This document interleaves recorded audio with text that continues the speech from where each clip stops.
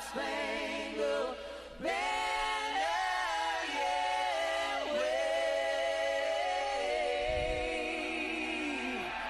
o'er the land of the free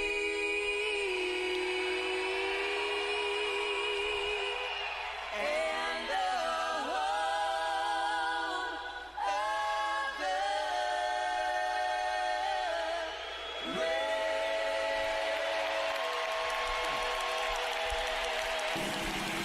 This is ESPN 1025 The Game.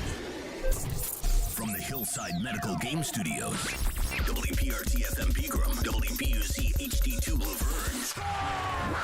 Nashville's exclusive home for the Nashville Predators. ESPN 1025 and 1063. Terang, it's a high fly ball. The leading receiver. Awesome game seven. Checker flag in the air. The Game. A Cromwell Media Station. Informative conversation while you work. This is the DDC. Presented by Spring Hill Heating and Cooling on Nashville's best sports talk. ESPN 1025 and 1063 The Game. And on the Game Nashville app.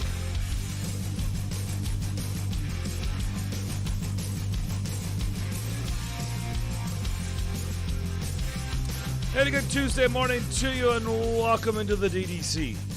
Here on 102.5, 106.3, The Game and the Game Nashville app. The gang is all here. Darren McFarland, that's me. Willie Donick. What up? That's him. The Sioux. Chase. People of Nashville, how we doing? Maccababe. Maxers. Man in the board. Here at the Hillside Medical Game Studio, we are awaiting Predators GM David Poile. He is going to have to move a little bit earlier, so he is just now called in. So let's say hello and good morning to David. David, how you doing? Good morning, guys. I'm doing good. It's a little bit busy here, but all good. Thanks for doing this. I'm sure you're going on vacation a little bit later today. Everything's done. So where are you going, Spain? I should get an invitation to that wedding, shouldn't I? You should, yes. So yes, I kind of feel like I should do this. Okay. Well, I don't know what you're going to do, but I think I do know what you're going to do. You know, David, I told you last time we talked I was going to call you in a few weeks just to see how things were going with Forsberg. I figured I'd let you work and get it done, and you finally did that, so congratulations. But what was kind of this process like? I brought it up in the press conference. Was it maybe more difficult than you thought it would be going into it? Because I know negotiations are never easy, but when it's someone that has spent his whole career here, I know that you were determined to try and make this happen. So what ultimately led to getting this deal done? Giving him more money. It's amazing how that works, isn't it? Exactly. I've tried to do that with my bosses too. It hadn't worked yet, so maybe Philip can give me some pointers. You got to be persistent. Hanging there. That's. I mean, again, I'm being a little bit smart here, but it is about. Let's face it. The length of contract, the 8 years. He believed, and he wanted that, and that totally was in our favor because going elsewhere, he could only get seven years. The no trade, no movement part of it was very important to him, and the amount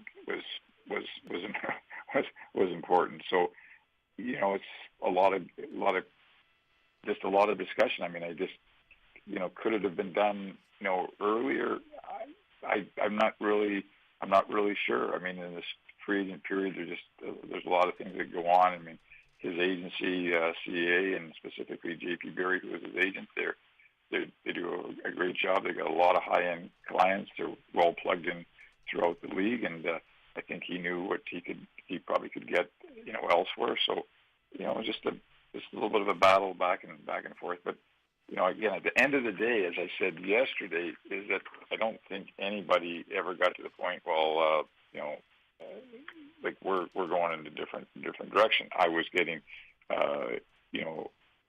more cautious as we're getting close to it because, we talked about what would we do if we didn't sign Philip. I mean, we needed to start preparing, possibly if that was going to happen. And yesterday, I sort of said too when I was asked, like you said earlier, you had plan A, B, C, and D, and then I said yesterday, well, that's just more general manager talk, and that our only plan really was with Philip. So again, I'm giving you a lot of double talk here, I guess, and it's just at the end of the day, it's just come on, we got to do that, and I think both sides found that to be the timing.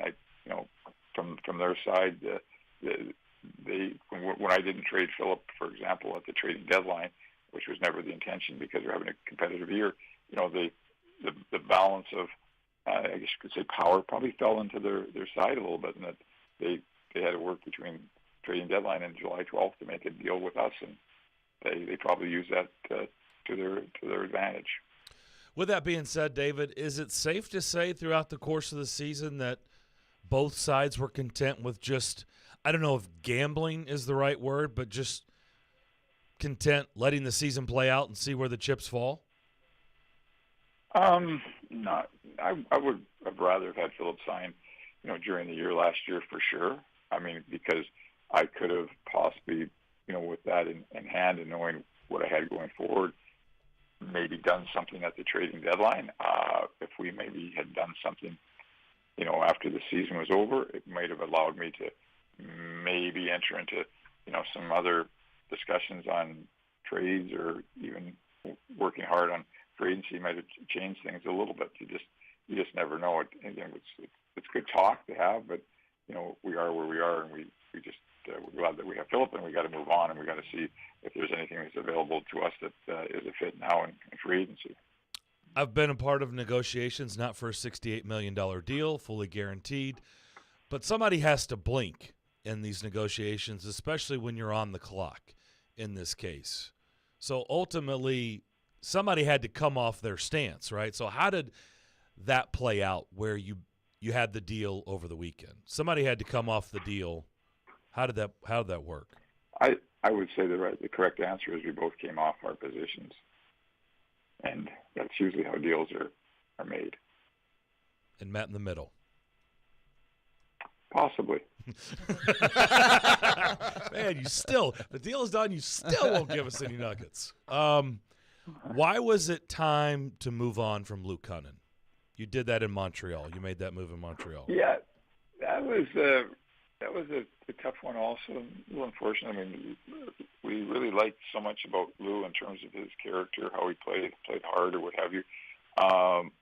But the production wasn't there. Now, I fully expect that he'll probably have a rebound year.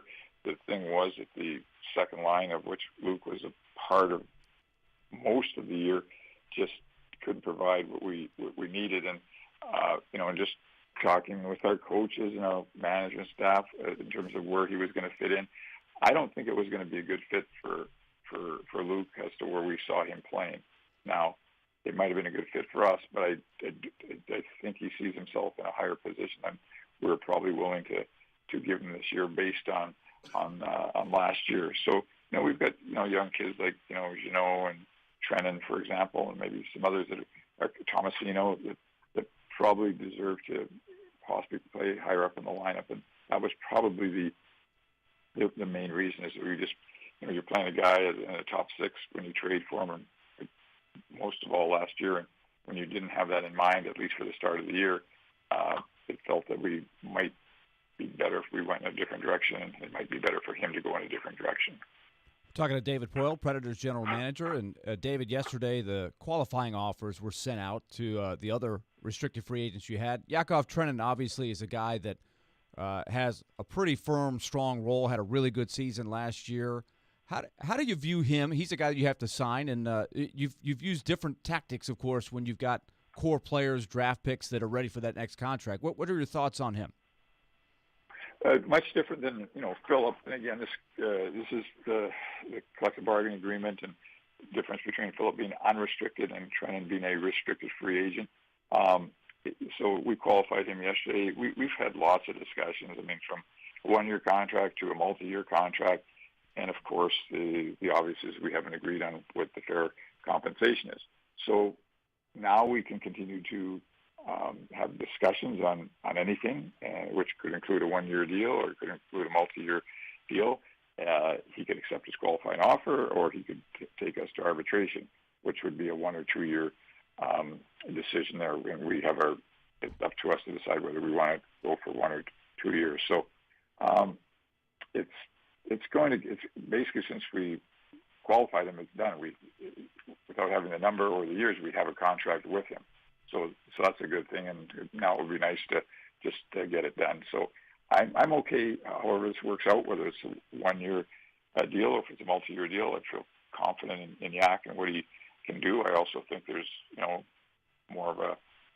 more of an upside. The way he played last year was terrific. He had a really good year. He scored some goals. He played physical for us, and he's just a good player. But it's like sort of my line to you guys all the time. We're just in a negotiation, and you wish everything was done as you referred at the beginning. It'd be nice to take a few days off here, but we got like 4 more guys to sign because of the qualifying offers yesterday. David, as you look ahead, I can remember sometimes during free agency and also during the trade deadline, you come on a show like ours to say, look, the prices weren't the way we like them. The prices were high. There's a supply and demand element every year. I'm curious what you think right now as you sort of carve out your budget to attack free agency here. You guys have said that you'd like to find maybe a top 6 forward. You have a budget, I guess a ballpark, what you have ready to spend. It looks to me like there's a lot of possibilities out there, more so than some years. Maybe not at the very, very top. We'll see what happens in this last 24-hour period if some other guys are signed. But how do you like your options maybe to improve the roster? Well, this too is complicated, even more complicated than the Forsberg negotiations. Let's start with the salary cap. We're in a situation coming out of COVID where we've made a deal with the Players Association in terms of their salaries and payback and all that stuff, that the cap is only going up $1 million this year, and it's only going up $1 million for the next 2 years. So we and along with all the other clubs, are kind of hard pressed to, either letting guys go or not giving raises or trying to do all of those various and different things. For us, we have some money to spend on a forward in free agency, but a long-term contract is probably not in the cards, because when I look to next year, the following year, 23-24, where the salary cap only goes up a year, we have a number of players' contracts that are up next year, whether it be Carrier, Fabro, Jeannot, Trennan, just to mention 4 young guys. So they're coming off of, most of those guys are coming off of entry-level contracts, and as they keep playing the way they did last year, they're not just going to get a raise, they're going to get a substantial raise. So I can't oversign, I guess, if that is the word. I could do it this year to get to the cap, but if I sign somebody to a multi-year deal, then something's going to have to give next year. David Poile, Predators General Manager, is with us here on the DDC. I'm curious if you've had a chance to – I know you've obviously been busy with your team, but I think we're all a little surprised that Barry Trotz doesn't appear to be coaching this year. Have you talked to him at all about kind of what he's thinking and what could potentially happen with his future? Yeah, I've talked to Barry a couple of times. He was actually in Nashville about a month ago, and he's just doing a lot of traveling. They're doing a lot of family things right now, and he's the one who came out and said he's going to take the year off, and good for him. I mean, I could certainly see that. After you've been at it so many consecutive years, I see like somebody like John Tortorella took the year off, and he certainly didn't lose his spot in terms of getting a good coaching position with Philadelphia, and compensation was very, very good. So I think Barry just needs a little bit of time, talking to him, and I think he's happy where he's at. How did we haven't talked to you? How'd the Ryan McDonough thing come together? Was it something that was on your radar, or was that out of nowhere? No, that was out of nowhere. I got a call from Ryan's agent to put the days together. Let's say it's Sunday in the afternoon, and just saying that McDonough was going to be traded or put on waivers, or they just had to get out of it. I called Julien Brisebois, the general manager. He confirmed it. So I said, let me think about that. Monday morning in the office. We just talked about it. I mean, there's nothing about the player. It was all about his salary, his cap, 4 years, and fitting this in and doing things going forward, all those type of things. And we just jumped on it based on, knowing Ryan a little bit from my USA hockey days, obviously knowing him as a hockey player, having a Stanley Cup winner, how he plays, how he competes, the leadership part of it. It solidified our defense. We don't have much coming in our defense, with all due respect. So now we've got three high-end guys with Roman, Eki, and McDonough. We got some good young guys with Fabro, Carrier, Lazan, and we still got Mark Borowicki. So I love our goaltending with Juice. I love our defense. So it was a quick decision, but I think obviously it was for us a real good, solid decision, and I think we're going to get some great benefits for having McDonough on our team. Interesting. Before we let you go, real quick, again, haven't had a chance to run these things by. Everything we saw with the pick at 17 with Kimmel, that everybody thought that this was kind of a steal, that they thought he was going to go earlier. Was it a surprise for you guys as well? Yeah, absolutely. When you're drafting 17, and I'm going to try to say this correctly too, is that we didn't spend a huge amount of time on the top, say four players. We were like the other clubs. As you see the order, this Shane Wright was supposed to go first, and he went fourth.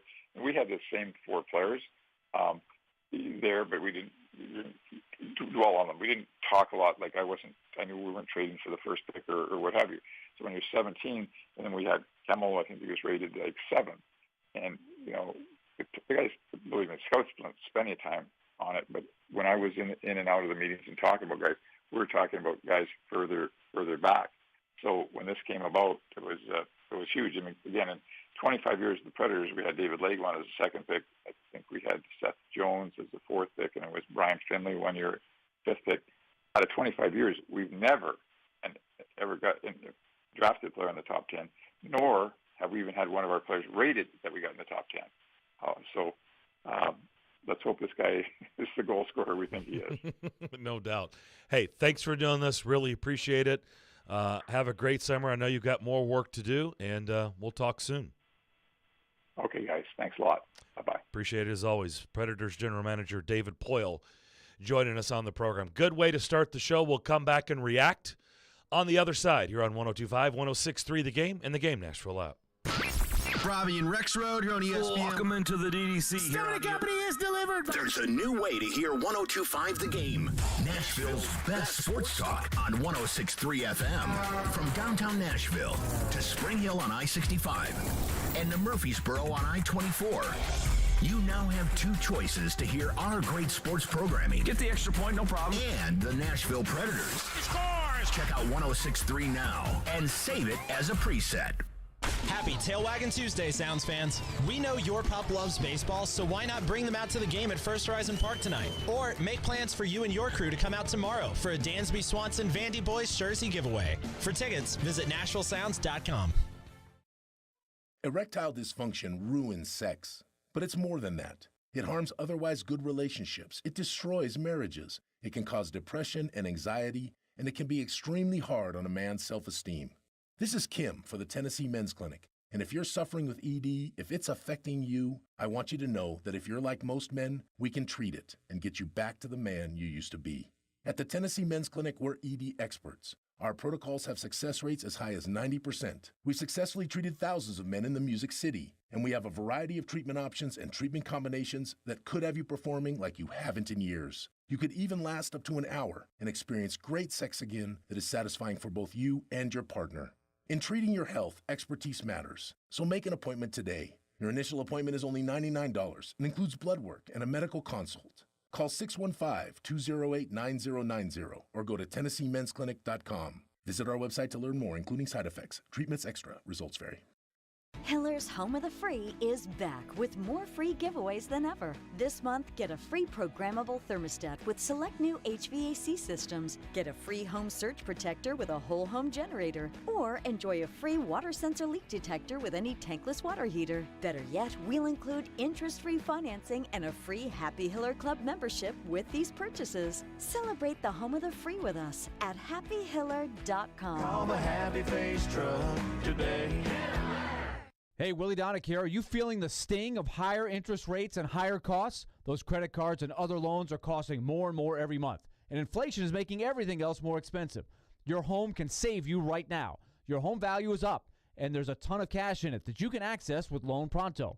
Loan Pronto specializes in zero-cost cash-out home refis. You can get tens of thousands in as little as 2 weeks.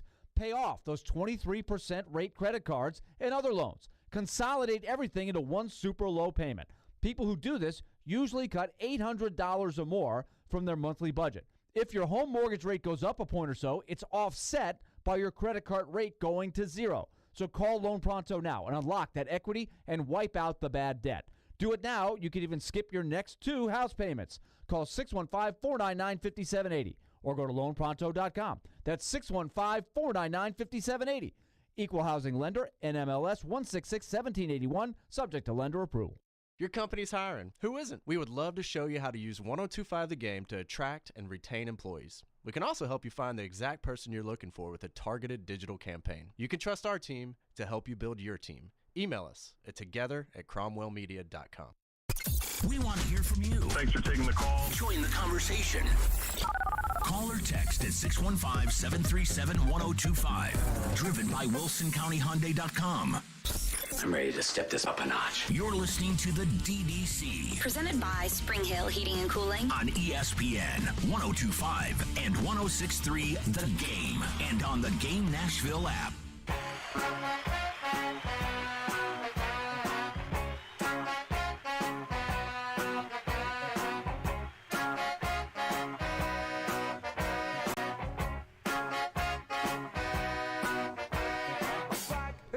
Back here on the DDC. Good stuff. Good way to start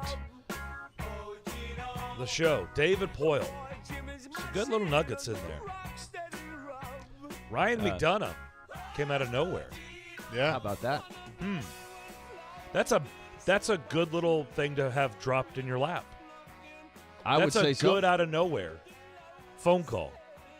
And you piece it together with what we learned from Nick Kiprios and some others that cover Tampa Bay on how this went down. The agent, I think, called everybody. Everybody who maybe they thought would have an interest and said, what do you think? I think a lot of teams were like, hey, look, I love the player, but we don't have room. We don't have a need or a combination of both. The Predators fit the profile. And when it came down to it, it was, as if you believe Nick Kiprios, and I think he's a pretty good collector of information, it was Nashville and Columbus. Those were the only two. Otherwise, I don't know what would happen if there was no interest. But as we just heard David Poyle say, the key thing for all the GMs right now is the salary cap only goes up $1 million this year and $1 million next year. Next year is going to be very, very tough to add pieces. When GMs are looking ahead and saying, who do we have to sign? For example, Colorado, they just signed Val Nichushkin. They know they've got to re-sign Nathan McKinnon. By the way, he made a little bit over $6 million per for 8. That was a max deal. That was really, really interesting. But they know they got to sign McKinnon, so you have to look ahead. David Poyle says, "Hey, we've got to look ahead to next year. We've got Tanner Jeannot, Alex Carrier, top 10 rookies. They're making less than $1 million on their entry deal. They're going to want a raise. They're going to deserve a raise, probably, if things go the way you hope. And then there's Dante Fabro, who will be a restricted free agent as well. So you have to try to set your budget. Doesn't mean they're all going to be there, but you have to be looking ahead. So to take on Ryan McDonough's contract for 4 years at his age probably took a little soul searching. So they must think he's very, very. It'll come at a cost. You had to really believe in the player. Because you're going to have – look, you can't have all veteran guys on your roster. Yeah. You have to have tied rookie up deals. for 4 years. You have to have young guys. You have to have cheap deals on your roster somewhere. You just can't have Absolutely. all guys locked up. So, yeah, it's great with Ryan McDonough, but it'll come at a cost. It may not be this offseason, but it'll be next offseason. It will come at a cost because they'll have to keep certain areas of the roster on the cheap. Yep. It just will. And the other byproduct, which he said when we asked him about the free agency coming, is he's really not in a position to have another 4 or 5 year deal I'm on not the budget. surprised a bit. Because McDonough has budgeted for that. I've been saying that this now you're week. looking at a 1 year They need deal. to He be basically in the said it. short-term yes, that's what I've been saying. And I feel like with that answer, the name I threw out there yesterday becomes more and more of a reality. Because I think David Perron is a 1 to 2 year. I think for a lot of people, I agree with you. Look, if you're asking me, I'm with you on Perron. But there's a lot, like when you bring up Phil Kessel, Mr. I pooped in my pants face, look, at all times. It's very house divided. There's people that are for it. There are people like, no, no, no, no. Well, guess what? He's like a prime candidate of what David Poyle and what we're talking about. Mm-hmm. He's a guy that's 1 year. It's like between $2 and $3 million. And you're But kind of they've hoping got a little more than that. and to you're spend. but you're hoping you can get some more production. 8 out of goals him. last year. Do what? 8 goals. But a horrific team. On a horrific team. I get that. But I'm with you on Perron, but I don't know what. And I think the market for Perron, there's going to be a lot of teams out there. Yeah, it's not like Nashville's the only one. Like, what about this Perron guy? I mean, oh, by the way, he keeps pumping out good seasons. Like his services, if he doesn't end up back in St. Louis for the 19th time, people will be standing in line for his services. They will. So, I mean, he definitely fits the bill. The fact that St. Louis can't keep him tells you a lot about the salary cap for a lot of these teams. St. Louis, they desperately want to keep him, but they don't have the money to do it. They have tougher choices. But they may do something. Do something, I don't know. To free up space? Yeah. Maybe so. But all the reports, there was a lot of really interesting reports that came out in the wake of who got qualified, who didn't get qualified. And, of course, we'd love to have David on for 2 hours to talk about some of these. I was really surprised they moved on from David Ferentz. Yeah.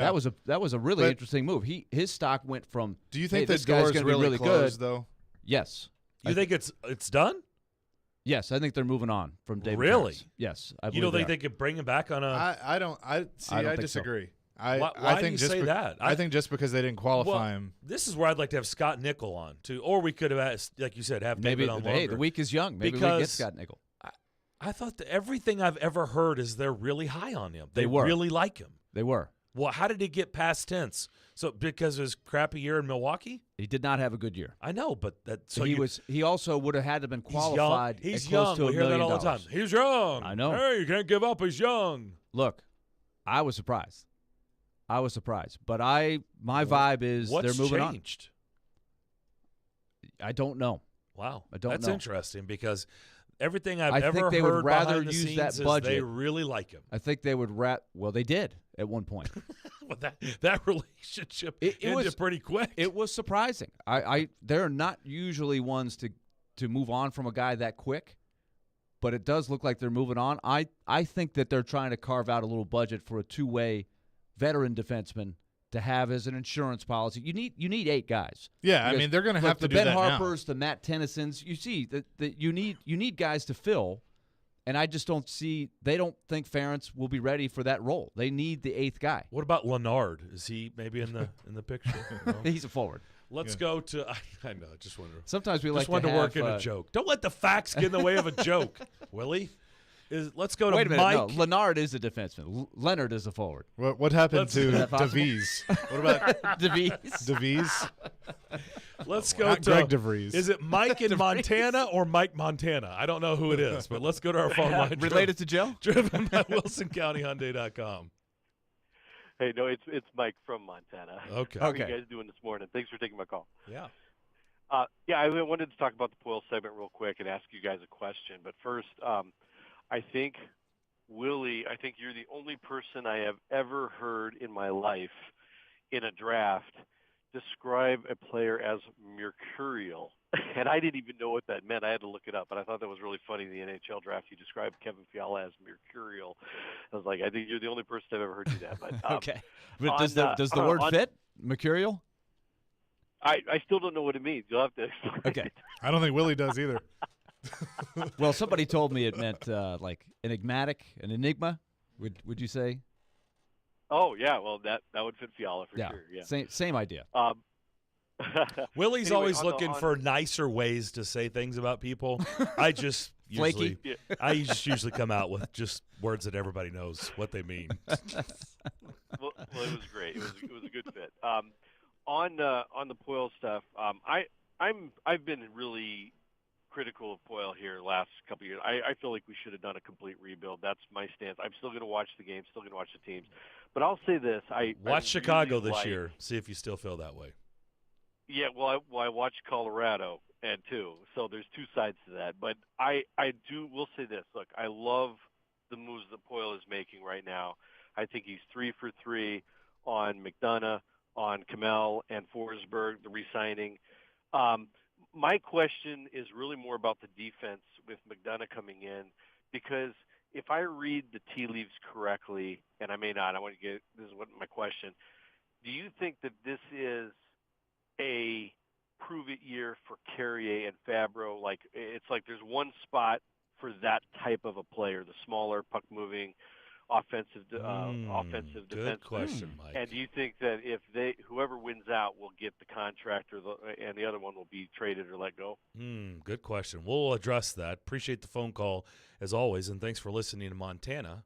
We know it's Mike from Montana, not Mike That's Montana. a really good question. We'll come back It's an and excellent address question. that on the other side as you listen to the DDC here on 102.5, 106.3 The Game, and the Game Nashville app. But first, we've got a word from Screwball. Yes, from a Screwball. That's me.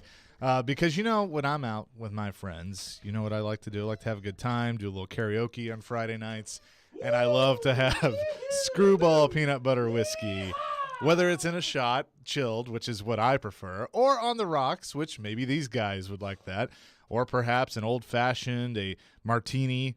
There are a lot of different recipes. You can go to screwballwhiskey.com to learn more about that. I love it because it's an original, just like me. It's made with all natural flavors, real whiskey, real peanuts, and real peanut butter, and that's what gives it its smooth taste, and it goes down smooth as well. So when you're out with your friends, ask for it by name. Order a Screwball peanut butter whiskey as a shot, as a drink, however you like, but also remember to do like I do. Enjoy responsibly. Copyright 2022 Screwball Spirits, LLC, San Diego, California. Whiskey with natural flavors, 35% alcohol by volume. If you're on the road between downtown Nashville, They're still in good shape to make the playoffs. and I-840, Players make it clear they don't want to be somewhere anymore. there's a new way to hear all your favorite shows and sports programming on 102.5 The Game. I go back to that play and I shake my head. What I was worried about is that they were still just going to keep the goal. It's 106.3 FM. Think about all the good Titans teams. This is very much so a run-first offense. Now you have two choices to hear Nashville's best sports talk. Check out 106.3 now and add it as a favorite. For the first time in history, the FedEx St. Jude Championship will kick off the FedEx Cup playoffs this August. Bring the whole family out to TPC Southwind August 10th through 14th to watch the PGA Tour's best try to make it through Memphis. Enjoy a variety of family-friendly activities throughout the course, food from local restaurant favorites, and more. Daily grounds and upgraded tickets are available now at FedExChampionship.com. Robbie Stanley. Sometimes the overthinking that takes place, pretty mind-boggling. Joe Rexroad. Thought there was an issue. There's not an issue. There's no issue. They're doing wonderful. Wake up and hang out with Robbie and Rexroad every weekday morning from 6 to 10. Taking care of business this early in the morning. On Nashville's best sports talk. ESPN. 102.5 The Game and the Game Nashville app. I do not want to deprive people of a close-up of my face. Watch live on YouTube, Twitch, and Periscope. If you suffer from joint pain, from arthritis, or an injury, you know the traditional treatments: pain meds, steroids, and then surgery, right? Willie Donick here with great news. Now there's a better way, and it's here now from the local medical professionals at QC Kinetics. QC Kinetics is the nation's leader in regenerative medicine. This is an advanced, exciting, and natural alternative that can give you lasting relief using your body's own healing power. Listen, steroid shots are toxic to your joints. Pain meds can be addictive, and nobody wants to go under the knife. It's 2022, and those old ways are out. The new way is in. Regenerative medicine, restoring and repairing damaged joint tissue using natural biologics. No drugs, no downtime, no surgery. QC Kinetics and their protocols can address any pain in any joint and give you the quality of life you deserve. So call the local medical professionals at QC Kinetics now. 615-249-4024. 615-249-4024. That's 615-249-4024 for QC Kinetics. Your home for Hit City is 94.9 The Fan. Your Nashville Sounds return to First Horizon Park to take on the Memphis Redbirds. Swing and a miss, strike three. Sounds win. Pregame at 6:50. On your home for Sounds baseball, 94.9 The Fan and The Fan app. Hey, Nashville, it's Mike Greenberg, and you're listening to Nashville's best sports talk, ESPN 102.5 The Game.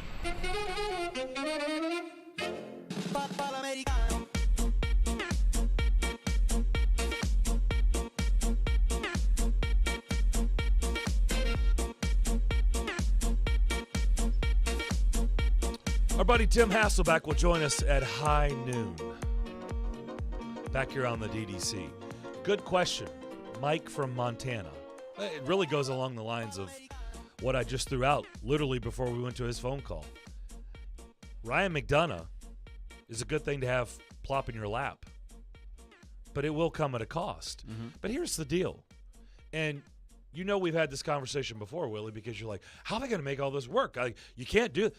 Because how they make it work is how David has always made it work, because he knows eventually you have to shed. You have to move on, and you have to always constantly be moving the pieces around. You can't just stay status quo. It's not what David Poile does. It's not what the Predators do. It's what everybody does. You have to. Every team has to do it. It's part of it. And so McDonough, great. But to Mike's question, will it come at a cost of maybe one of the young defensemen? Well, I don't know. I would say if you're asking me to answer it, I'd lean toward, yeah, probably. But I think also what he was getting at, it because he said this, is it a prove-it year for Fabro and Carrier? And I would say the answer to that is yes. Isn't every year a prove-it year, though? Yeah, but especially when it's a contract coaches, I've heard over the years. Fabro, remember, we're not far removed from being a healthy scratch in the playoffs. Right.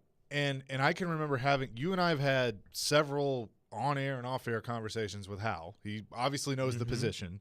You have too, Willie. Sure. I mean, Hal's a good resource on playing defense in the NHL. But everyone has always kind of indicated to me that for a defenseman, it takes about 3 years to really develop into whatever you're going to be. And you either get there or you don't. We're at that point, especially with Fabro, that he's at the point where, okay, now you're going to see what you really have in him. And he's shown some flashes, but I still think there's more to his game. So I think this is more of a prove-it year for him really than anything, because Carrier, even though he's been in the system, he's been a pro, he's only been in the NHL for a year and a half. Carrier has outplayed Fabro since I agree. Carrier came up. It's not even close. His really. growth chart is higher. Yeah. And he's a lot cheaper. So those two things are working very much in Carrier's favor right now. Fabro is actually still younger than Carrier, even though Carrier came up a lot later than Fabro did. Fabro's 24. And Carrier will be 25, I think, right? He is 25. He is 25. Maybe he will turn 26 during the season. I don't know when his birthday is. October 8th. So, yeah, he will. He'll be 26 when the season starts, basically. Okay, so he's 2 years older. So that will tell you there's still a chance that Fabro could blossom. But I think what Mr. Montana brought up that is a very important point. No, he's from Montana. It wasn't Mike Montana. Well, we can still call him Mr. Montana, okay. right? Sure. It sounds cool. Hannah's dad. That's good. That's good. Oh, wait, I think that might be Billy Ray. Anyway, go ahead. That's good. I think when you're talking about top four defensemen, it's a luxury to have somebody making what Fabro will make as a third-pair defenseman, which right now, that's what Fabro is. I have been one that has been in his corner saying, look, he's not done developing yet. Stick with him. He still can make a jump. but time is running out. Okay, McDonough is going to be in the top 4. Right now, Alex Carrier, to me, will be in the top 4. Fabro is either going to be one of the better third-pair defensemen in the league, or he's going to have to make a jump and knock somebody out of that. How realistic is that? I don't know. He's going to have the opportunity. But you look at the budget going forward, his contract is up. They've got no extra room now. So can you really afford on your roster to have a third-pair guy making 2.4 I think two plus guys, 10%? So two what guys happens? are fighting for one spot. Yes, and that's this year. That's if they hold it. Now, if they were not able to shed Meyer's salary, which was a stroke of genius, I don't know how they got rid of that, and now trading Cunnin. Imagine they would have no money to even go after the second forward. Now, but as it is, you heard David Poile kind of give you the horizon. They've got room for a short-term contract to go after a top 6 forward. Yep. So it's one, I don't know if they could squeeze a second year out of it at the right budget. But I was one that said stick with Fabro. But some people have been telling me, they look at the cap and they're like, would you think about trading Fabro here? There's and two going things. for a more veteran, cheaper defenseman to play on the third pair? Let me ask and saving a little bit of money? You say that, and then I have a couple of points. What are you getting right now? Today, what are you getting? What's the value of what? If you were to make that move, tell me what. If you get a 4th-round pick for Matthew Olivier, you're going to tell me you're going to get. I'm asking. I don't. I think he fetches your a answer? 2nd-round pick. He's 24 years old. I do think you could get a decent return. I don't know if you tell get a me what first. decent is. Well, Second-round Luke pick? Cunnin just got a 3rd-round pick and an Which NHL is player. Amazing. Okay, Mike Greer. That's my point. Welcome to being a GM, but how in the world? Cunnin and Fabro are from the same draft and first-round picks. So, like I said, there's a lot of growing that Fabro could do. He played the entire year in the top 4 last year. Okay, so and is your answer a first-round pick? I'm answering. I don't know, but it's value. You give him could an get answer. value. I give him an answer. I say 2nd-round pick. I think that's reasonable. I think you could. And as Fabro corrected me on when I talked to him at 615 Day, that I didn't it just didn't register with me. You asked him his value? No, he hasn't played 82 games. Right. Yeah.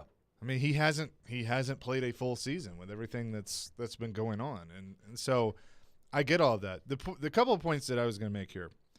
One, I'm still not 100% convinced Ellie Tolvanen is on this roster when they go into training camp. I still think that's another one you got to think about. But I'm not ready. He's cheaper. Again, he's cheaper. What is his value? Again, if you're getting a 4th-round pick for Matthew Olivier and a 3rd-round pick for Luke Cunnin, you can't tell me you're going to get less than that for Tolvanen. I don't see it. I mean, I think you're going to get something there. Well, to me, I still think Tolvanen could blossom. I think he's young. He's younger. Absolutely. Fabro could too. Carrier, you could get more out of. But, and I was going to say this before somebody texted me the exact same thing I was going to say. He doesn't make this move for McDonough if he has seen everything he needs to see from Fabro and Carrier. Very true. Yeah. No chance that they make that move. Agreed. I use this phrase a lot on this show. McDonough is an insurance policy that fell in his lap, just like Tannehill fell in the Titans' lap.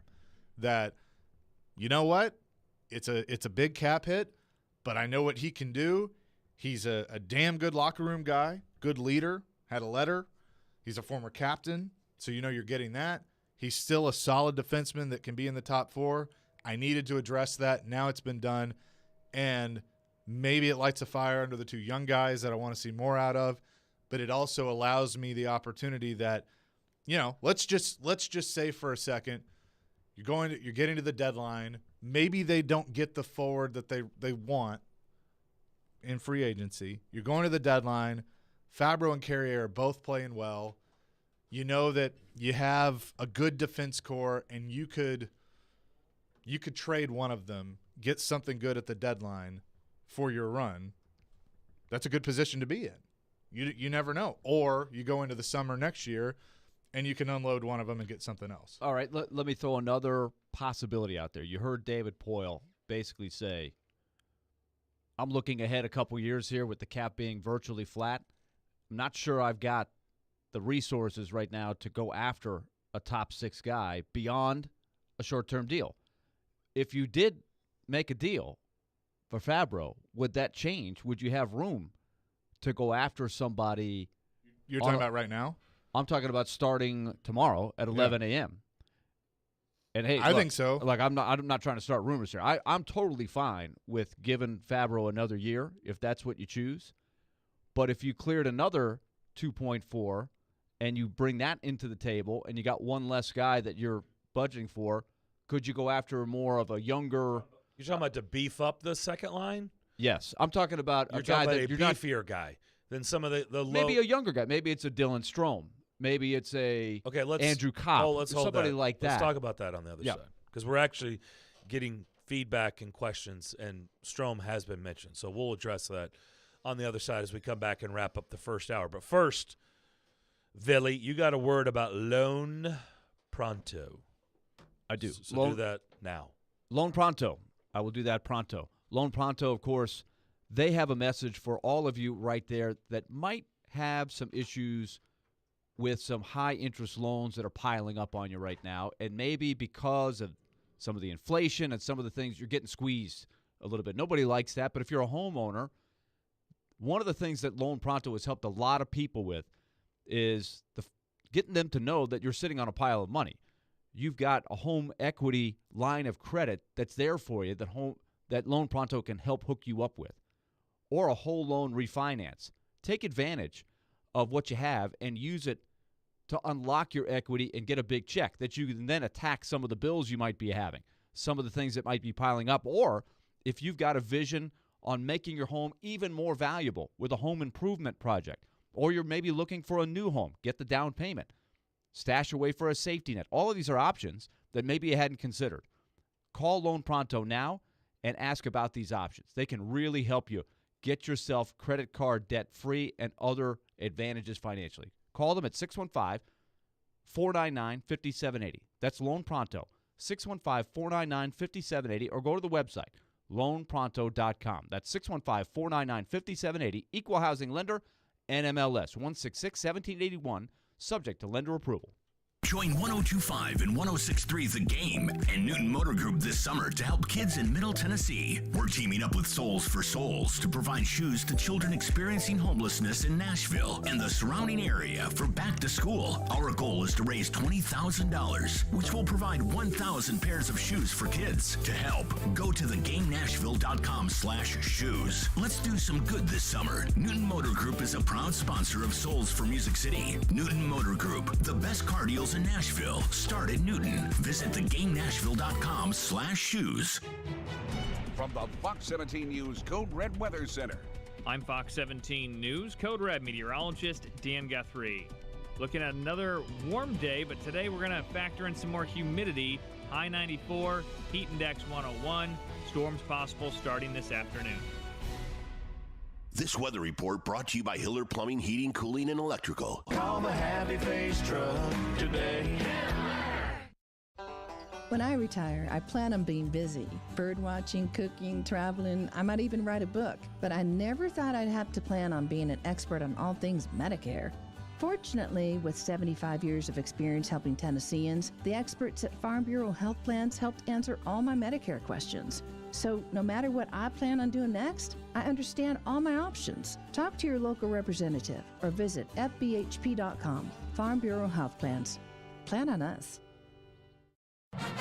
Join MTSU head football coach Rick Stockstill and the Blue Raiders as they hit the street for the Blue Raider Blitz Caravan across the mid-state. Each stop will feature free food, giveaways, and a chance to hear from Coach Stockstill on the upcoming Middle Tennessee football season. To see when the caravan is in your town, head to mtalumni.com/blitz to register to attend. That's mtalumni.com/blitz. When Smashville wants to rock.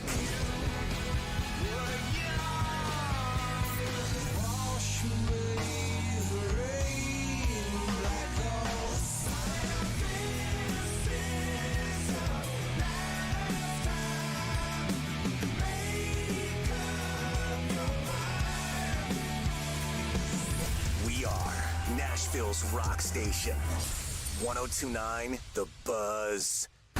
You're listening to the DDC Presented by Spring Hill Heating and Cooling. on ESPN 102.5 and 106.3 The Game and on the Game Nashville app.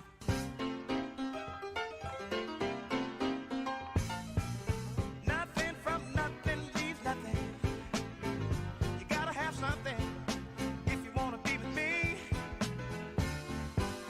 Nothing from nothing leaves nothing. You gotta have something if you wanna be with me.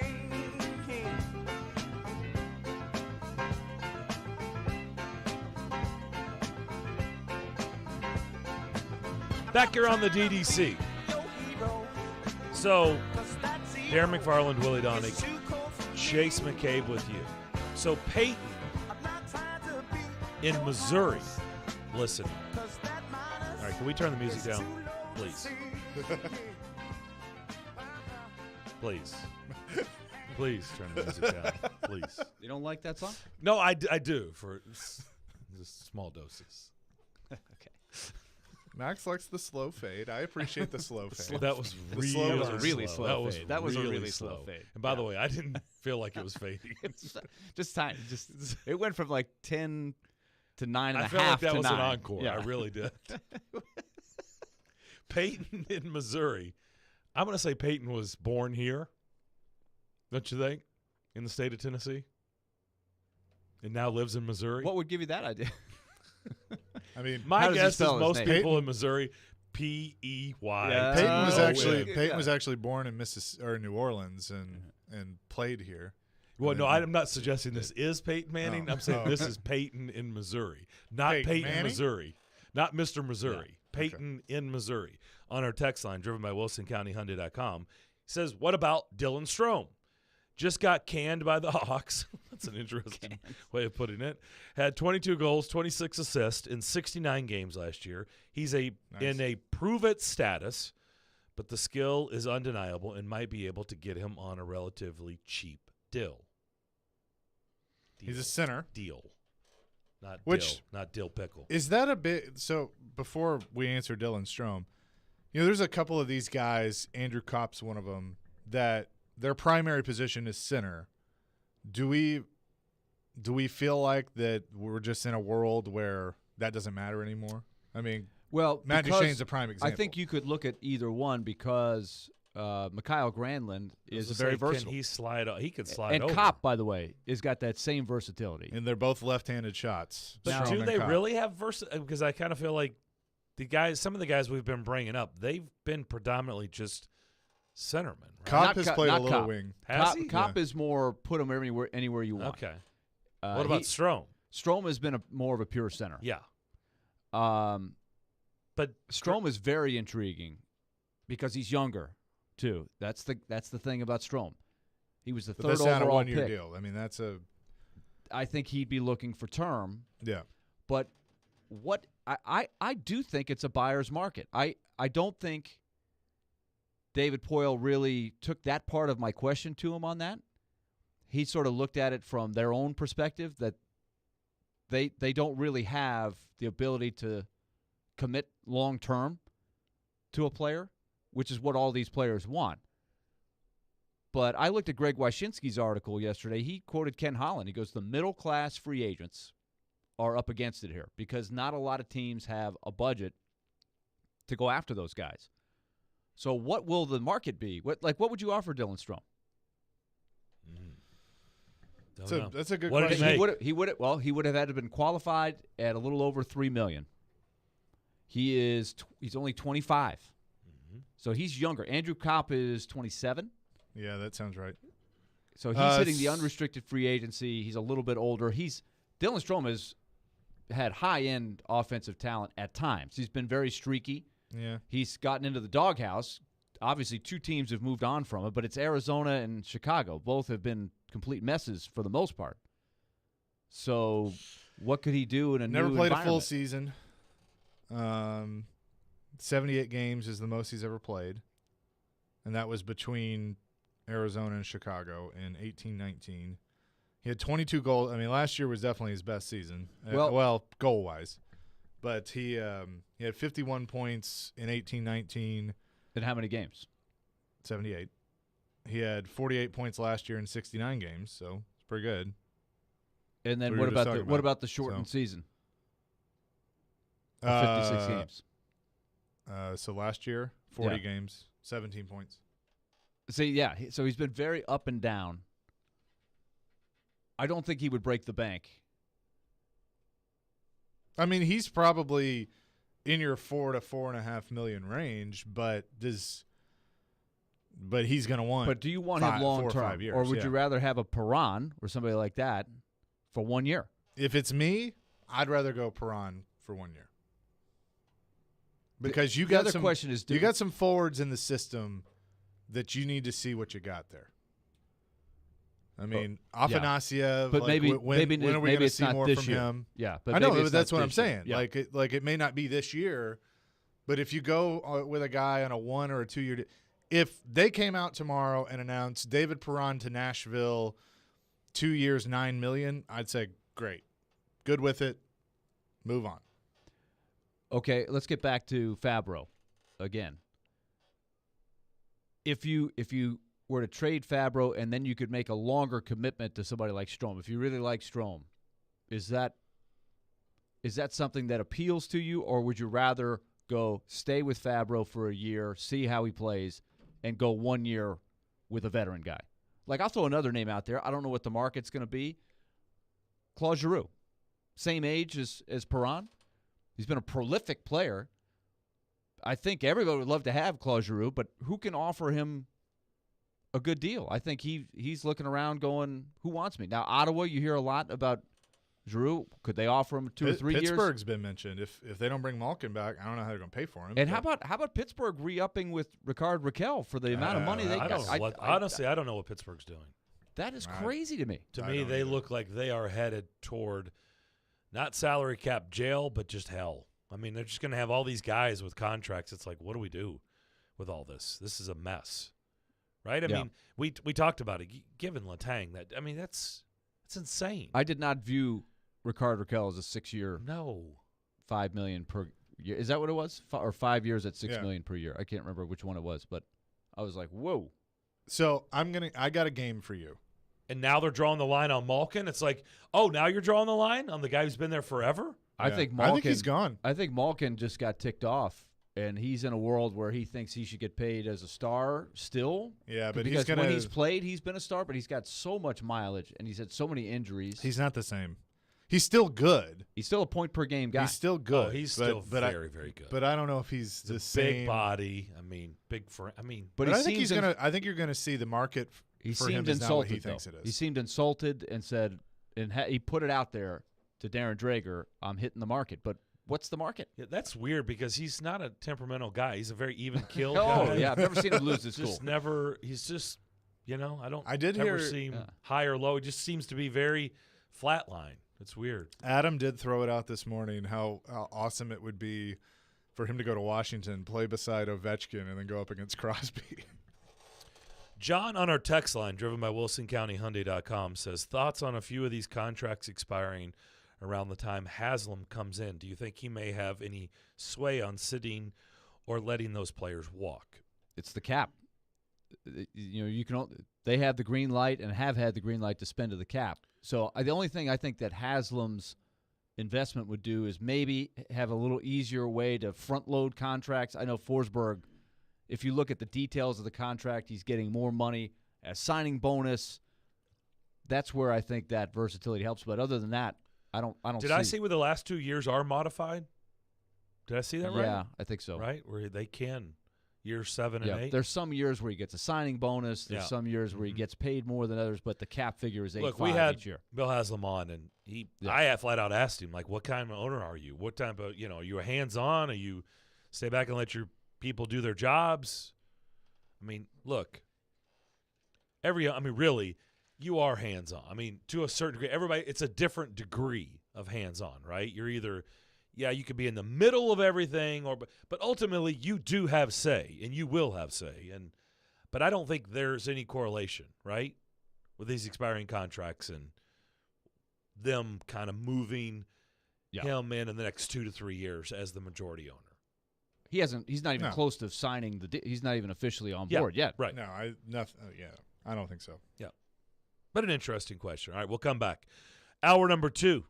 We'll continue the discussion next here on 102.5, 106.3 The Game, and the Game Nashville app. ElectronicExpress.com. We make it happen. Hi, guys. It's Andrew with Hillside Medical Clinic. Is erectile dysfunction damaging your relationship? Are you sick of the pill and all the side effects? Well, welcome to the future. We have a major medical breakthrough. Hillside Medical Clinic uses the most advanced form of wave therapy. Backed by 60 clinical studies, our technology uses pressure waves to repair and open up blood vessels. We've helped countless men get rid of their ED. But what is the true end result? Their relationship, even their lives, improve drastically. If you're ready to regain your love life, call us right now, and not only will the assessment and ultrasound be free, we'll also give you a gift that produces immediate results in the bedroom. It almost never fails. This is worth $550, and it's free to callers right now. 615-576-5000. That's 615-576-5000. Put a stop to your erectile dysfunction and experience what I call the happiness ripple effect. Call Hillside Medical Clinic now, 615-576-5000. Hey, it's Mark Howard here. You've heard me talk about my friends at Apple Collision Centers for a while now, and today I'm here with CEO Stan Harrison to tell you about how they can help ease your stress with your auto body repair. That's right, Mark. We have 3 convenient locations, Old Hickory, Hendersonville, and Gallatin, ready to serve you. Our people are homegrown right here in Middle Tennessee with over 75 years experience. We can help with all your auto body repair needs. So stop by and see Stan and his team today and tell them Mark sent you, or visit them online at applecollisioncenters.com. Jump into the thrill at Bally's Evansville Casino with 24-hour gaming excitement, 3 dining options, and 2 first-class hotels. Plan your casino getaway now at Bally'sEvansville.com. Gambling problem? Call 1-800-9-WITH-IT. If you have certain chronic conditions such as heart disease, asthma, diabetes, and you're 19 years of age or older, 52, 36, 42, you may be at increased risk for pneumococcal pneumonia. Ask your doctor or pharmacist about getting vaccinated with Prevnar 20, pneumococcal 20-valent conjugate vaccine, a Pfizer vaccine that can help protect against pneumococcal pneumonia in just 1 dose. Prevnar 20 is approved for adults to help prevent infections from 20 strains of the bacteria that cause pneumococcal pneumonia. Continued approval may depend on a supportive study. Don't get Prevnar 20 if you've had a severe allergic reaction to the vaccine or its ingredients. Adults with weakened immune systems may have a lower response to the vaccine. The most commonly reported side effect was pain at the injection site. For additional common side effects and full prescribing information, please call 1-855-213-2138 or visit Prevnar20.com. I'm going to ask my doctor about getting vaccinated with Prevnar 20.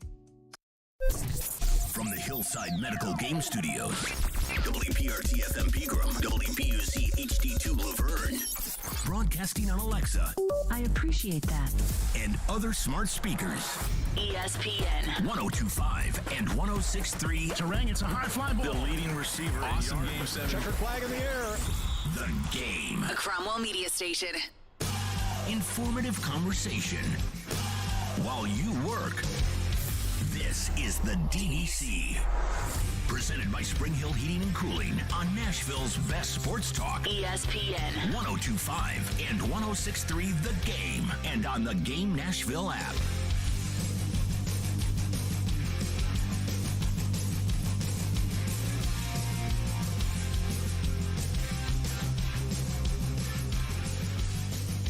Second hour DDC here on this Tuesday. Hope everybody's having a good day thus far. You can watch us streaming live on Twitch, Twitter, YouTube, and Facebook every day. Our video streaming is brought to you by the law offices of Amanda Gentry. The gang is all here. Darren McFarland, Willie Donick, Chase Maccababe, Max Hers in the saddle. All here at the Hillside Medical Game Studios. Tim Hasselbeck coming up at high noon. Alex Pillow. Right? Pillow? Yep. Yeah. We've had him on before. IndyCar driver. Yeah, if memory serves me correct. We'll be having. That'll be at 12:30. Yep. And usually we'll be at 11 every Tuesday. Yep. But excited to have those guys on. Jimmy Johnson. We had Joseph Newgarden last Tuesday at 11, so that was fun. Yeah, he was in SRX over the weekend at Fairgrounds. Yeah, that was a fun race. Once I realized Nashville SC was going to win, I moved on to the SRX. And that was a good move? Yeah, it was fun. Bobby Labonte? Yeah, he's like 72.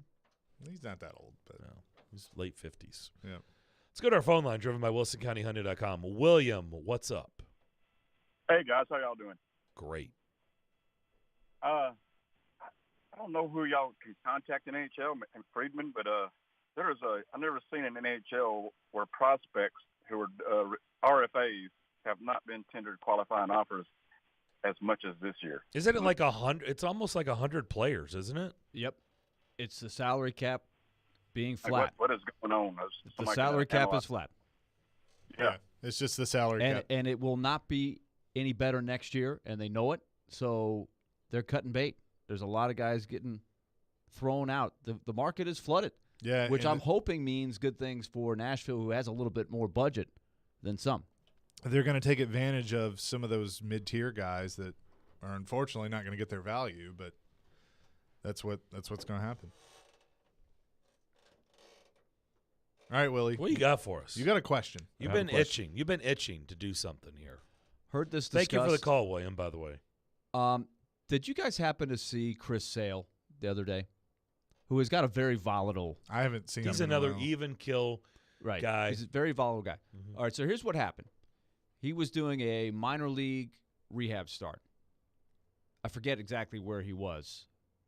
Max, do you know exactly where it was? It's not AAA important. Worcester, which is Okay, an Worcester. hour from Boston. Worcester used to be the Paw Sox, right? So they got a new park in Worcester. Pawtucket, Worcester. AAA. Brand new place. Doesn't like how he pitched in the rehab start. Goes in and absolutely goes nuts in the bathroom, the clubhouse, whatever it was. Just trashes the place. I'm not talking about just, threw a bat or threw a glove. I mean, he just destroyed it. Left a huge mess.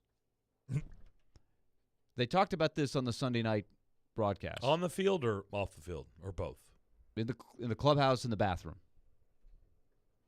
They talked about this on the Sunday night broadcast. Hate the guy that leaves a mess in the bathroom. Well, he did damage. I mean, he did thousands of dollars in damage. Okay? So the question is, should he clean up the mess? You're going to do that. You're not there. You're a guest in AAA. You're a big time player. And you do that, all right, you lose your cool. So what do you do in the aftermath? He didn't do anything. So some of the Buster Olney, David Cohn, they were kind of like no big deal. That's just what players do. They threw a tantrum, leave it to somebody else. If somebody did that to the Sounds clubhouse, you think the Sounds would appreciate just having to clean everything up and, hey, thanks for coming, Chris. See you later. Good luck in Boston.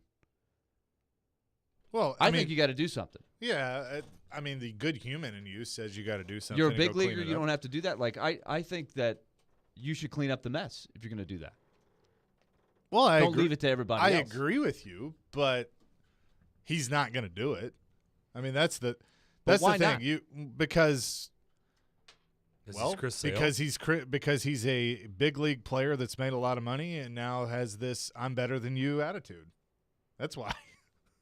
Chris Sale also, once upon a time, when he was pitching for the White Sox, they were going to wear the Bill Veeck wacky White Sox uniforms from the 70s. I don't know if you guys remember that. That huge butterfly collars. One time they wore shorts. One of the most bizarre uniforms ever put out there. He didn't want to wear them. And so what did he do? He took scissors and chopped up all the uniforms so they couldn't wear them. They physically couldn't do it. And he just said, it's your problem. So that's what we're talking about with Chris Sale. He's a great pitcher. He's had injury issues. But when you trash the minor league clubhouse and you kind of leave it there, I couldn't believe I heard that David Cohn and Buster Olney were kind of saying, hey, players have been doing this for a long time. It just happened to be caught on video. It was on video where he did this. You can watch the video. He went nuts. Now, players have done this before, and it never gets reported, and nobody says anything because it wasn't on tape. So that's it. But wouldn't you make a gesture of some sort to Worcester? I mean, if it's me, yeah, of course I would. But I'm also at not least surprised. pay the tab. Yeah. Yeah, I mean, you do that. So But what's he the right won't. thing to do? When you throw a Well, temper tantrum, the right should you thing clean to up do, your mess? yes, the right thing to do is to clean up your mess. The really right thing to do is not make the mess in the first Well, place. I know, but people's emotions sometimes, it happens. Yeah, but if you're that kind of guy, you should at least clean it up when you cool down. But here's the thing: like for years, we've seen guys go into the dugout and take the bat to the water cooler and to the bench and make a mess in the dugout and all that stuff. They know they're being watched. They know they're on TV, so they kind of make it a show. Don't you think a little bit of this is he knew that there's video, he knew people would find out that he made it a little bit of a show? I don't think he knew he was on video because you can't really see him in the video. He's around the corner, and you see stuff just getting smashed and here everywhere. I mean, it was a John McEnroe special. But to me, it's the question of people lose their cool, but the status in the game that he has, I think there should be an immediate gesture in the aftermath saying, well, okay, I lost my cool. What do we need to do to make this right? You can't just leave it there. You seem to be a little bit sensitive about the minors right now. Well, you got to respect the minors. Taking up for the minors. The David Cohn Bustrolny camp was no big deal. So I'm throwing it at you guys. Big deal, no big deal. It's not a big deal because it's just what it is. Yeah, and I mean, but how are we teaching people to act? You're setting an example. What really? What impression You're going to ask that? You're going to ask that question in 2022? I am. So you're setting an example. You're only going to be there until he's ready to be cleared to pitch for the Red Sox. So what message does that send to the AAA players? He doesn't care. Do whatever. It's a horrible message. To answer your question, it's a horrible message, but he doesn't care. And nobody's going to make him care. Nobody's going to hold him accountable to care. If you really want this problem to be fixed, then somebody holds him accountable. Somebody with the Red Sox goes to him and says, hey, I don't care who you are or what you've done, you're going to pay for this. Like you owe them money or you need to apologize, something. But they're not going to do that because they don't. And so that's why players get away with it. That's why Buster Olney had that attitude of like, all right, whatever, it happens. It was a meltdown. Sherry in Nashville on our text line says Saturday night on Fox, the broadcast, Chris Sale was even making jokes about it, saying he did it in hopes of getting an endorsement deal from Samsung. So this is what he said after. He goes, it's a 7-year-old temper tantrum. It's not something I'm proud of. It's not something I want to do. But like I said, stuff happens, man. Got to get it out. There you go. Got to get it out. There you go. So there you go. Let it be, man. Let it be. Tom in Clarksville, Tom from Clarksville on our text line. He wants to congratulate you, Willie, on the Mets taking round 1. He says your max was better than his max. Max Fried struggled a lot last night. Apparently he had a bad quad, and he was off. The Mets really should have scored more runs. He walked 5 guys. The Mets had guys on base. He did a very good job to keep it close. But Max Scherzer was absolutely lights out last night. He was fantastic. I do have concerns. I think Max Fried is a heck of a pitcher. Oh, he is. I mean, he's their ace. There's no doubt. But I do have concerns with him in big situations like that. Now, Game 6, he overcame that. He was lights out in Game 6 of the World Series. But there were times in the playoffs that it was the big stage and he crumbled under the pressure. Last night was the big stage. It wasn't national television, which I was a little surprised by. But he knew the ramifications of that game and how big of a game that was and didn't bring his A game. And so that does worry me. I think it was physically an issue there. Yeah. Let's go to the phone line. Driven by WilsonCountyHunter.com. Steve on Chris Sale, or is it Steve Sale? I don't know. It says Steve Sale. Steve, what's up? It's on Chris Sales. Okay. Good morning, guys. Great show. I listen all the time. in California. So can the White Sox hold him accountable financially? I mean, I know there's probably a players' union. They'll probably file a grievance. But can the White Sox take it out of his contract to pay for that? Well, it would be the Red Sox. It does look like that he has in the aftermath. I was going to say, Brad tweeted at us and said that $6 apparently he paid for the damage. Okay. So there you go. Problem solved. Thank you, Steve. That's it. He Thanks for made listening, amends. Cali. Let's see. Took out his frustrations, spent $6,000 on lunch and dinner for the players. So there you go, Willie. Your rant is over. It's been I'd squashed. like to see the tab, though, for what he did. You're more on, than you're on a Chris Sale $6,000 mission. Let's leave it. Let's just let it be, man. It's over. It's done. He's made restitution, okay? It's over. Let's close the book. All right, we'll come back. More on the DDC next. At some point, it's a combination of who did you play and what does your skill set look like. Get the best analysis of the big stories in the sports world with ESPN's Jason Fitz. If you reach for a quarterback in the draft because you need one, you're going to set your franchise back 5 years.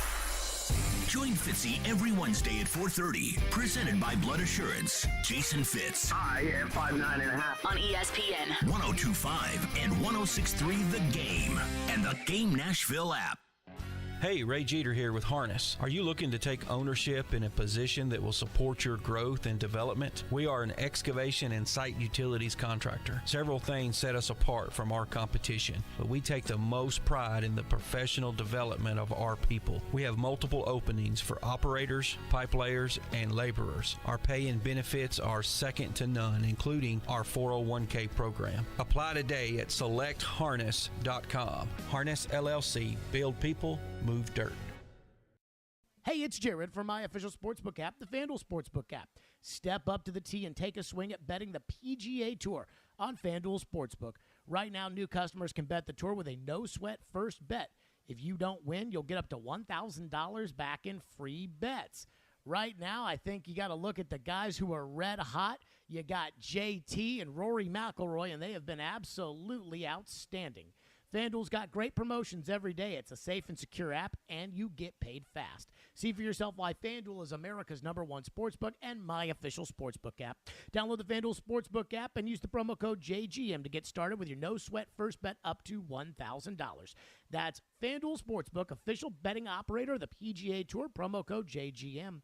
21 and older and present, Tennessee. First online real money wager only. Refund issue is non-withdrawable site credit that expires in 14 days. Restrictions apply. See terms at sportsbook.fanduel.com. Gambling problem? Call the Tennessee Red Line 1-800-889-9789. Houston Clinic Orthopedics wants to thank their patients for voting them the #1 orthopedic practice in the Nashville Scene Poll for 3 years in a row. Their physicians specialize in spine, joint replacement, knee, hip, upper extremity, and other orthopedic conditions. At Houston Clinic Orthopedics, they adhere to all CDC guidelines for the patient's and staff safety. To experience world-class orthopedic care and see a list of all physicians, visit their website at tn.houston.com and book your appointment online today.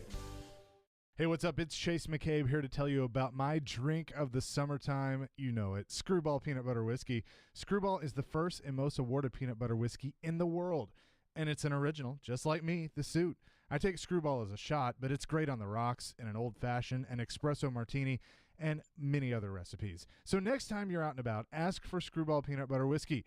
Enjoy responsibly. Copyright 2022, Screwball Spirits, LLC, San Diego, California. Whiskey with natural flavors, 35% alcohol by volume. You know it's going to happen, and when your car needs service or repair, remember Mitchell's Mr. Transmission on Gallatin Road, just north of Briley Parkway. Now here's Jim Mitchell. Our fleet vehicle program is a great benefit to all the fleet companies in Nashville. We are able to get their vehicle back on the road a lot quicker than the downtime of most dealers and most general repair shops, simply because we have the transmissions available. We're able to put priority on their vehicles to get them back on the road quickly. You know it's going to happen, and when your car needs service or repair, remember Mitchell's Mr. Transmission on Gallatin Road, just north of Briley Parkway. I love this show. Never miss a moment of the show. Okay, all right, okay. Subscribe to the DDC podcast on iTunes, Spotify, and wherever you get your podcasts. I'm ready to step this up a notch. You're listening to the DDC. Presented by Spring Hill Heating and Cooling On ESPN 102.5 and 106.3 The Game and on the Game Nashville app.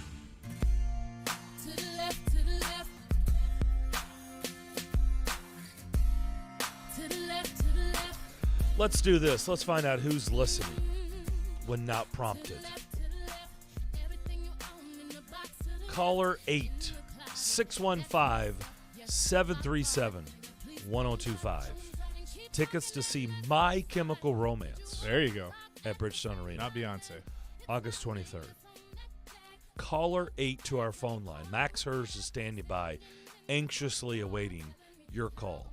Good luck, and thanks for listening. My Chemical Romance, Bridgestone Arena, August 23rd. SEC Media Days next week.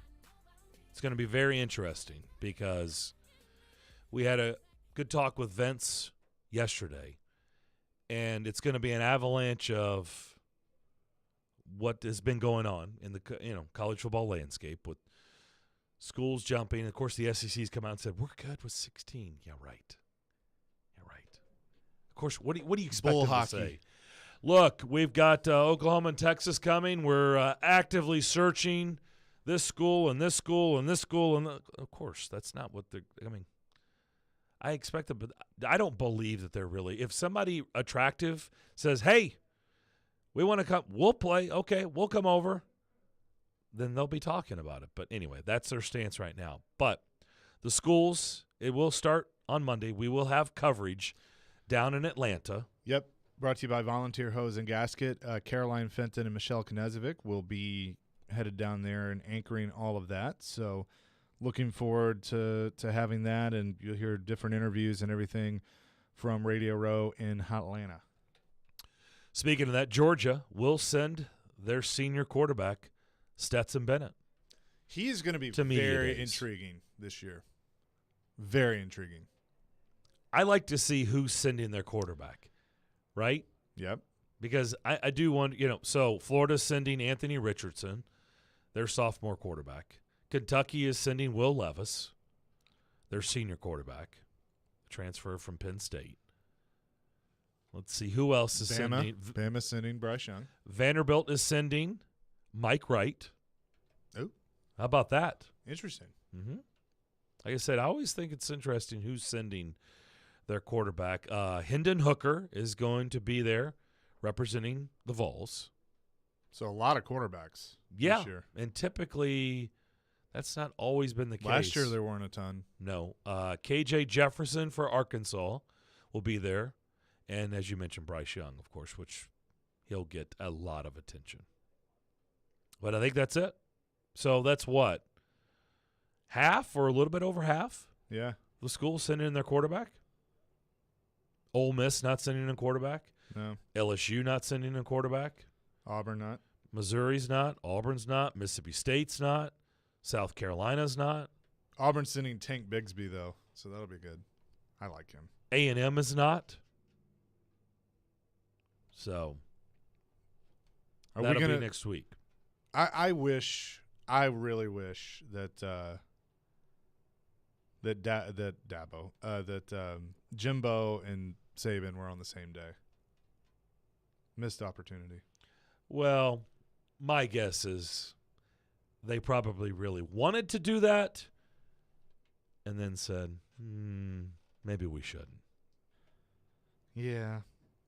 But Monday, but if you spread them out, and they're going to get asked about it. Oh, of now course they're probably going to just let it be and move. They've probably moved on. But if anybody says anything, then it'll be the perfect opportunity for the other one to have a rebuttal the next day or whatever. Well, Saban goes Tuesday and Jimbo goes Thursday. Okay. So what will happen is, which is actually better for Saban, that he goes first, because we all know that Saban goes into SEC Media Days with his complaint list. I was going to call it something else, but his complaint list that he will harp on something, and then it'll set the tone. Everybody will write about it. Oh, here's what he's complaining about. Now he was pretty good last year. Like, I sat in there and I think he kind of, NIL was so new, he didn't really know what to do with it yet, like how he wanted to go about it. He tried to have his message, but you guys have been there, and he will go in with an agenda a lot of times. And I think this year he's definitely going to have an agenda. I think a lot of the coaches are. I mean, It's intriguing to me that Monday the first coach is Brian Kelly, making his SEC Media Days debut. Now I'm wondering if he will have the accent or if he will just be normal. We'll see. But I think that's intriguing because here's a guy that, this was kind of out of left field. He was at Notre Dame for so long. What's kind of his message not only with the team but then with everything going on with, because don't you think he's going to be asked, hey, even though you're not there anymore, do you foresee Notre Dame, this forces them into a conference at some point? Like, I feel like that's a reasonable question to ask him. I think in that room, the big room. I'm going to be disappointed if he's not asking. Yeah. With the SEC, do you think that would be something like it seems more natural, Big Ten, Notre Dame, but would it be worth like making a play if you're the SEC to get Notre Dame? Of course, yes, but I don't. If we're gonna keep going this and it's all in, everybody's going crazy. Why not just? Do you think it will get to that a free for all? Now West Durham kind of threw some water on the fire. He was not right. He was saying, "Calm down, everybody. He was calm down. This is as not excited going to about be this that topic. crazy. Not anytime soon. The ACC is protected. Notre Dame, though, I don't think is under that full category. But I just wonder. It may not. It's not going to happen. Maybe in the next year, 2 years. But I just wonder if everybody's in play and it becomes a free for all, and it's do you want to be in the Big Ten or the SEC, and those two are going to be in a different league than everybody else. Then they already are. It's going that direction. Yeah, no, they already are. So who wants Notre Dame? Like, why wouldn't you if you're the SEC say, well, let's go over Notre Dame? Oh, who's gonna let Notre Dame keep their NBC deal? That's complicated part. That's what it's going to be. Well, they'll be. Do you make special special? You're going to have to special special. Yeah, but how do you situation? do that? How do you do that? I don't know because everything's divided up equally. Aren't they doing it for Texas, sort of? Texas still has the Longhorn thing. I don't know. It's under the ESPN umbrella. Are they making money out? Like that's the other part. I don't know. It's how still much on. they're really making. Yeah. Oh yeah, they put all their baseball games and all their volleyball making games. The money that they thought they were going to be making. They have a channel. They have their own channel. I don't think they're making like what Notre Dame makes on NBC. Obviously, they're not. They're not. They're making something. Otherwise, they wouldn't do it. Are you saying is Texas making money or is ESPN no, making it's money? Texas because remember, it doesn't matter. They did. ESPN is giving them. They just put their programming on there. Texas isn't running the station. Yeah, but there's a rights deal that just like the SEC network. I mean, there's a rights deal there. Okay, that's something somebody would have to explain to me. Well, that was the whole reason they did it because they're like, we don't want to share the money of the Big 12. We just want to do our own network. But now that they're going to the SEC, how does that work with the Longhorn Network? Because ESPN, remember, CBS doesn't have a game now. CBS is out of the SEC.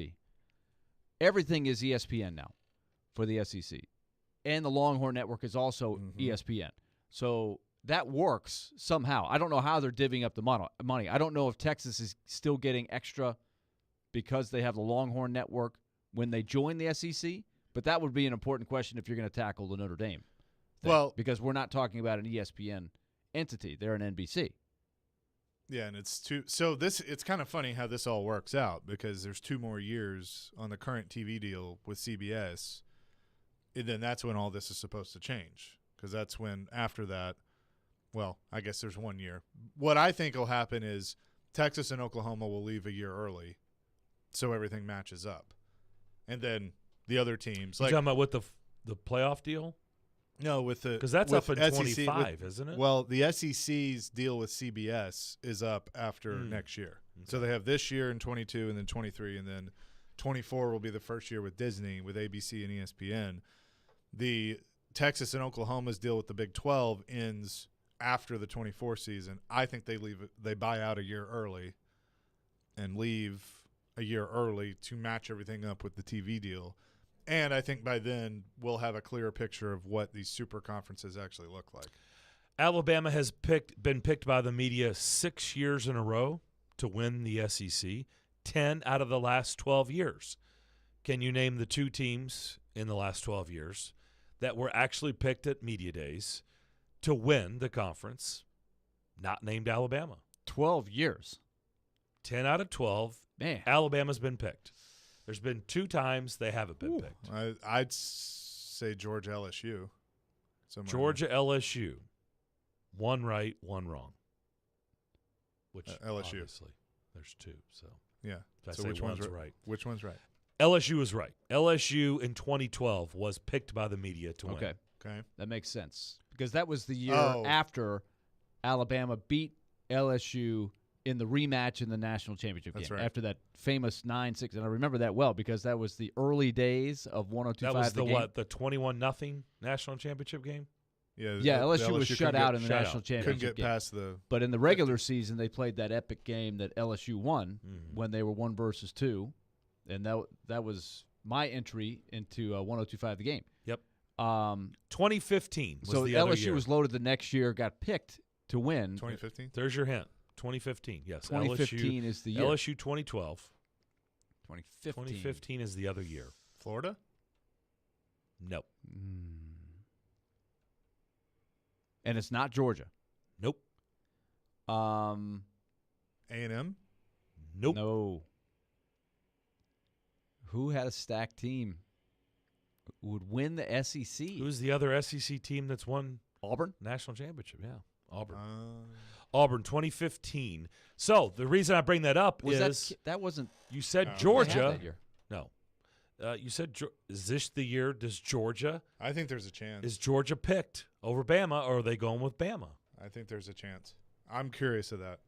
Yeah, me too. Because there's your legit team that the media could actually pick over Bama, and we know they just won the national championship. Well, so will they get picked, or do they go back to old reliable? About to find out next week. All right. Congratulations, Matt in Mount Juliet. Matt was lucky caller 8. Matt, you're going to My Chemical Romance at Bridgestone Arena at the end of August. Great job. Enjoy the show. Thanks for listening. More DDC next. Hey, Preds fans. Sliding across to make the save is Sarah. You can now hear Nashville's best sports talk. The backhander, he scores! And every Predators game on 106.3 FM. Oh, that was a thing of beauty. From downtown Nashville to Rutherford and Williamson counties. Duchesne with the overtime winner. Catch all the action on 102.5 and 106.3 The Game. Winning this award is truly like winning the Super Bowl of car dealer awards for Mercedes-Benz. Edwin Vickery, General Manager of Mercedes-Benz of Music City. Culture, eat strategy for lunch. You have to hit on all cylinders to win this award. You can strategize all you want. You got to still have the right tools, and our tools are our people. Live the dream with 3-time Mercedes-Benz Best of the Best Award winner, Mercedes-Benz of Music City. Go to mbofmc.com. Parman Tractor and Equipment is your one-stop tractor and equipment solution and Middle Tennessee's Link Belt and Takeuchi dealer. No matter how you're getting there, start with Parman Tractor and Equipment. Rent or purchase a track loader, mini excavator, large excavators for your job site, or something in between. Their service and parts team will get your work site up and running in no time. Parman Tractor and Equipment will come to you for service if needed. Visit ParmanTractor.com for more info. Your Middle Tennessee Link Belt and Takeuchi dealer, providing totally outrageous customer service. You think you know the leading cause of disability in the U.S.? Think again. Arthritis is the leading cause of disability. 1 in 5 adults will be diagnosed with some form of arthritis, and many more will go undiagnosed. But thanks to Dr. Ali, a board-certified rheumatologist, patients with arthritis now have a new lease on life. If you take over-the-counter pain pills and still feel pain in your joints, it's time to see Dr. Ali. Schedule your appointment today, 615-822-5660. Comprehensive Arthritis Care. Excellence in care. Finding great candidates to hire can be like, well, trying to find a needle in a haystack. Sure, you can post your job to some job board, but then all you can do is hope the right person comes along, which is why you should try ZipRecruiter for free at ziprecruiter.com/radio. ZipRecruiter doesn't depend on candidates finding you. It finds them for you. Its powerful technology identifies people with the right experience and actively invites them to apply to your job. You get qualified candidates fast. So while other companies might deliver a lot of hay, ZipRecruiter finds you what you're looking for. The needle in the haystack. See why 4 out of 5 employers who post a job on ZipRecruiter get a quality candidate within the first day. ZipRecruiter, the smartest way to hire. And right now, you can try ZipRecruiter for free. That's right, free at ZipRecruiter.com/radio. That's ZipRecruiter.com/radio. ZipRecruiter.com/radio. Bob's Steak and Chop House is a renowned award-winning steakhouse in major cities across the U.S. Nashville is lucky to have a location here in downtown at the Omni Nashville Hotel. Fine dining is brought to a new level at Bob's with awards like the Wine Spectator Award 4 years in a row, TripAdvisor Certificate of Excellence 5 years in a row, and Open Tables Diner's Choice Award 6 years in a row. Fine dining at its best. Bob's Steak and Chop House, open Wednesday through Saturday, 5 to 10 p.m. in the Omni Nashville Hotel. Complimentary valet parking is always available. Robbie and Rex Road here on ESPN. Welcome into the DDC. Starting Company is delivered. There's a new way to hear 102.5 The Game. Nashville's best sports talk on 106.3 FM. From downtown Nashville to Spring Hill on I-65 and to Murfreesboro on I-24. You now have two choices to hear our great sports programming. Get the extra point, no problem. And the Nashville Predators. Scores! Check out 106.3 now and save it as a preset. Hey, this is Pete Weber. You're listening to Nashville's best sports talk. ESPN 102.5 The Game.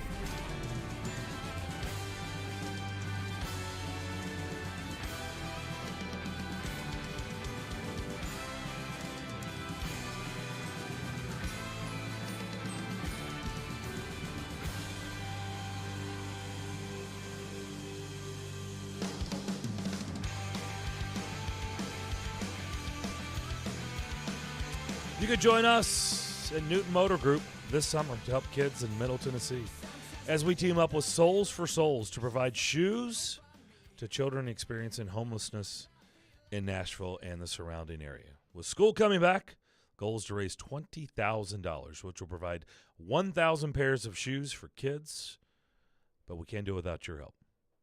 However you can help, go to theGameNashville.com/shoes. All donations will go directly to Souls for Souls to give children in need here in Middle Tennessee that are experiencing homelessness. So let's do some good this summer. TheGameNashville.com/shoes.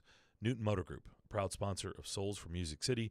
Newton Motor Group, the best car deals in Nashville start at Newton. Back here on the DDC. So we talked a lot That's about something really cool, by the way, that we're doing, and I'm glad we're doing this again for Souls for Souls. We did it last year around Christmas, but doing it back to school. So please help however you can. So we talked a lot about the Predators in hour number one. So you brought up the Dante Fabro.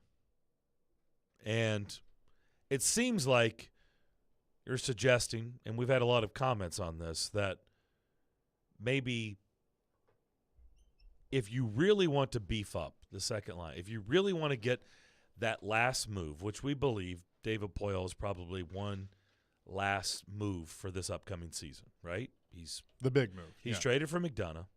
He traded away Myers in that deal.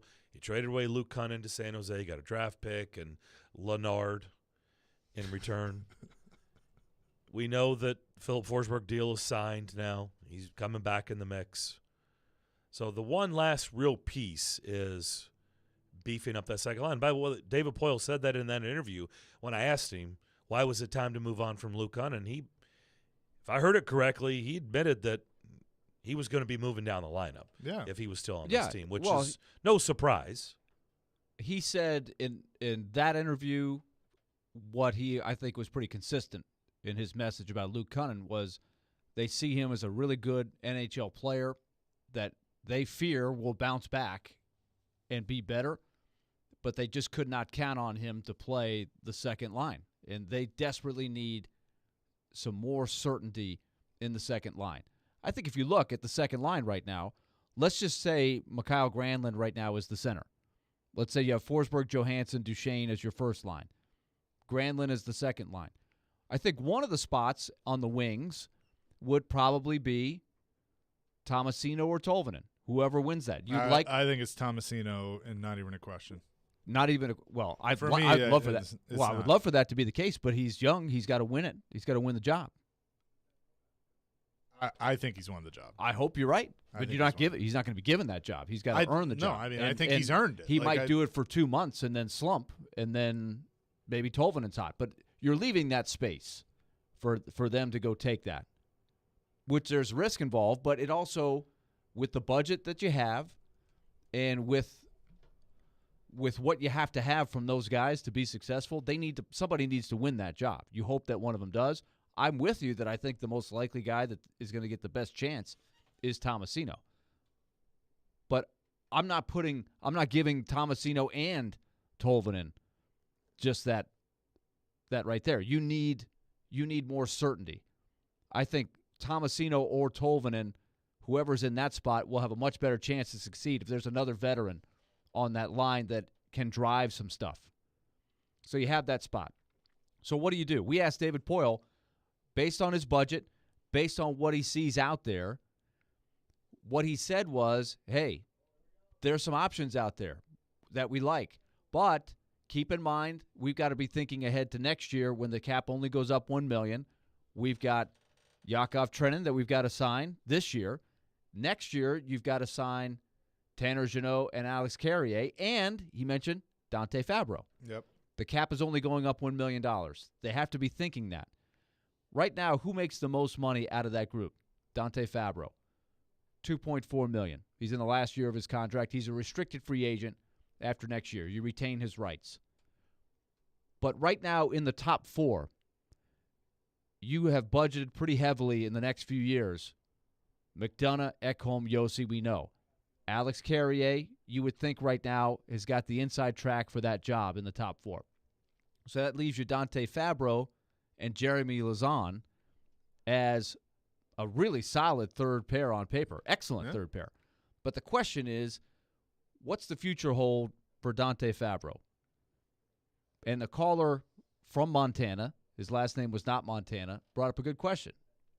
He said, are Carrier and Fabro really competing for one spot in the top four? Can you afford, if they're both going to get raises after next year, to have them both on the roster? That's a really interesting question. So one of the things I put out there was, A, you keep it as it is. David Poyle said, if we do that, as it stands now, he said, it'd be hard for us to make a multi-year offer, a long-term commitment to a forward right now with the budget they have. He said we'd be looking at more of a short-term commitment because of all these guys we've got to sign after next year.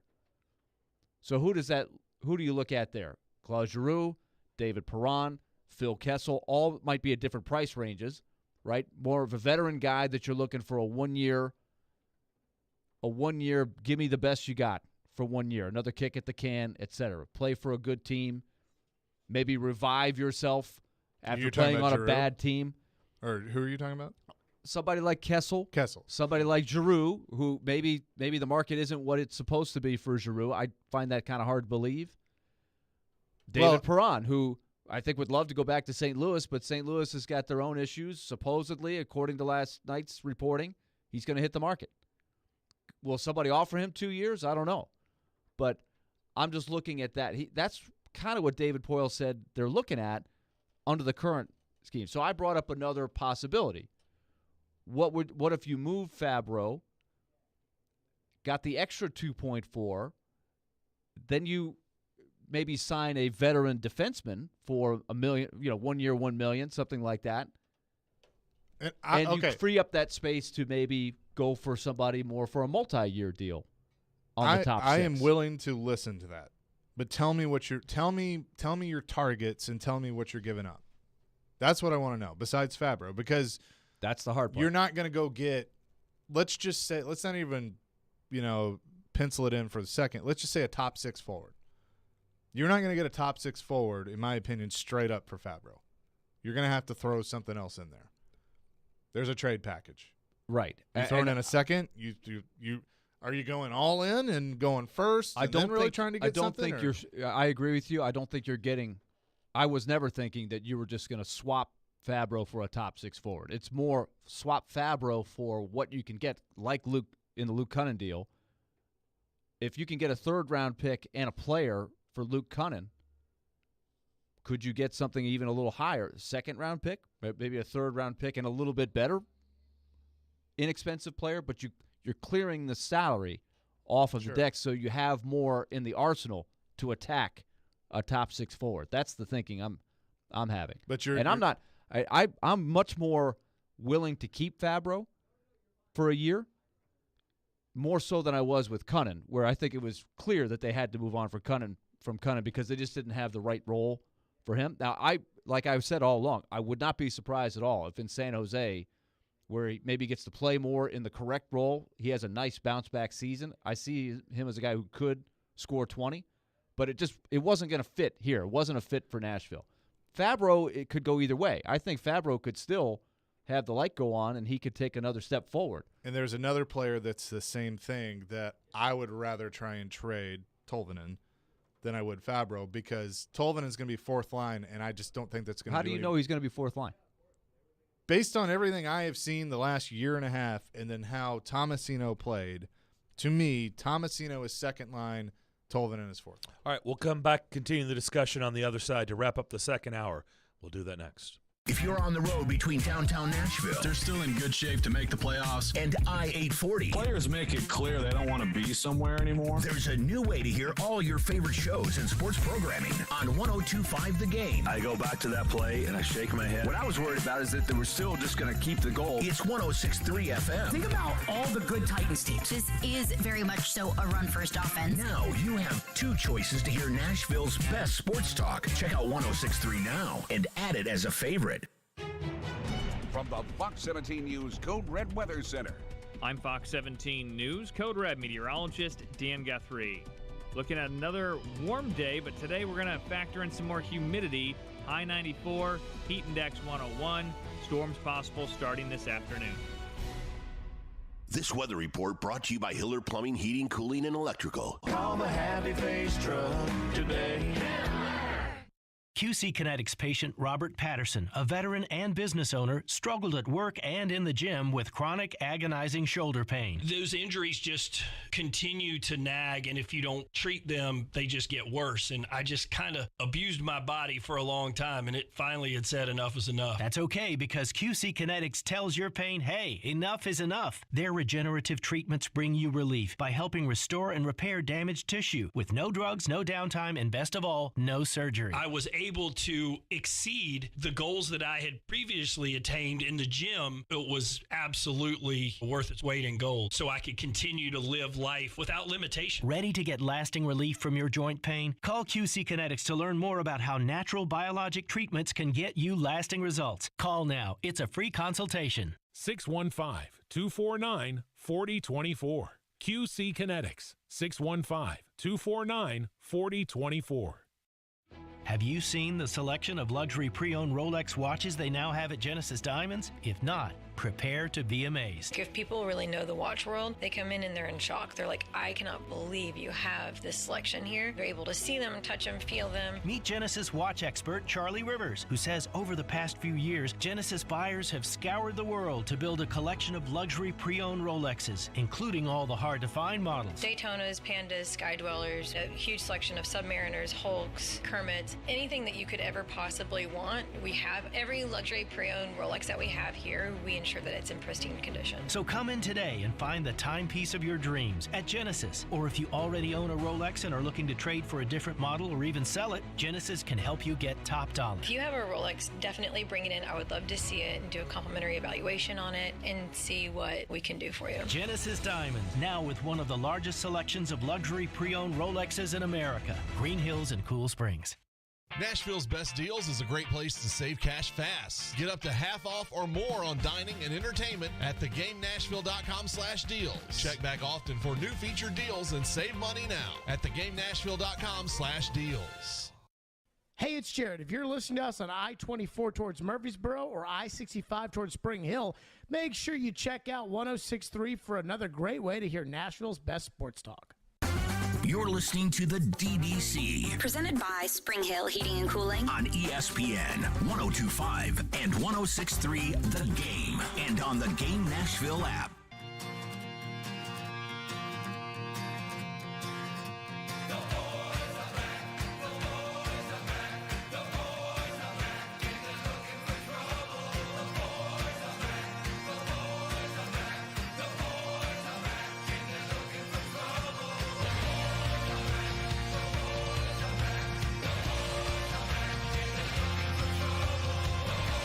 All Our buddy Tim Hasselback coming up at high noon. Okay, so finish your thoughts, and then we're going to get into a depth chart on who would be the target. So you're sticking with Perron. You're not. If you go free agency, but if you're trying to make a trade to trade a young player.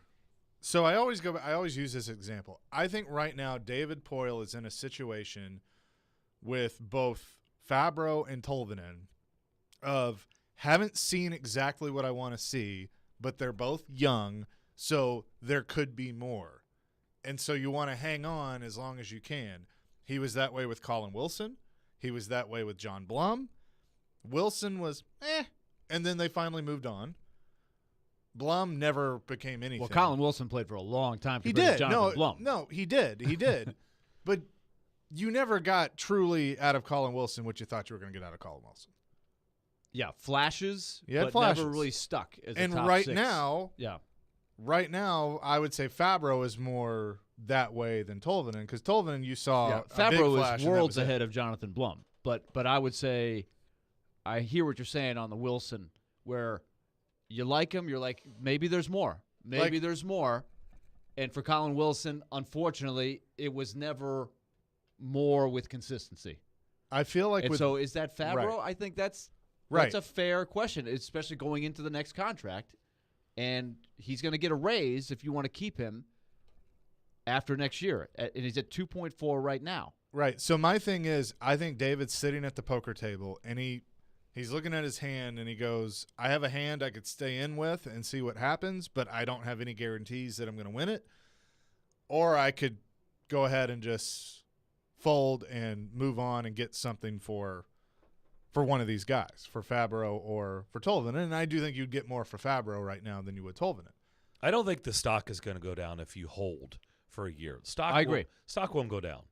I agree. Unless he just has an absolutely awful, horrendous In fact, season. I think he could flourish in that Possibly. role. And I think you have a good security blanket in depth and a guy that is him and Lazan, who have played top 4 minutes at times in their career.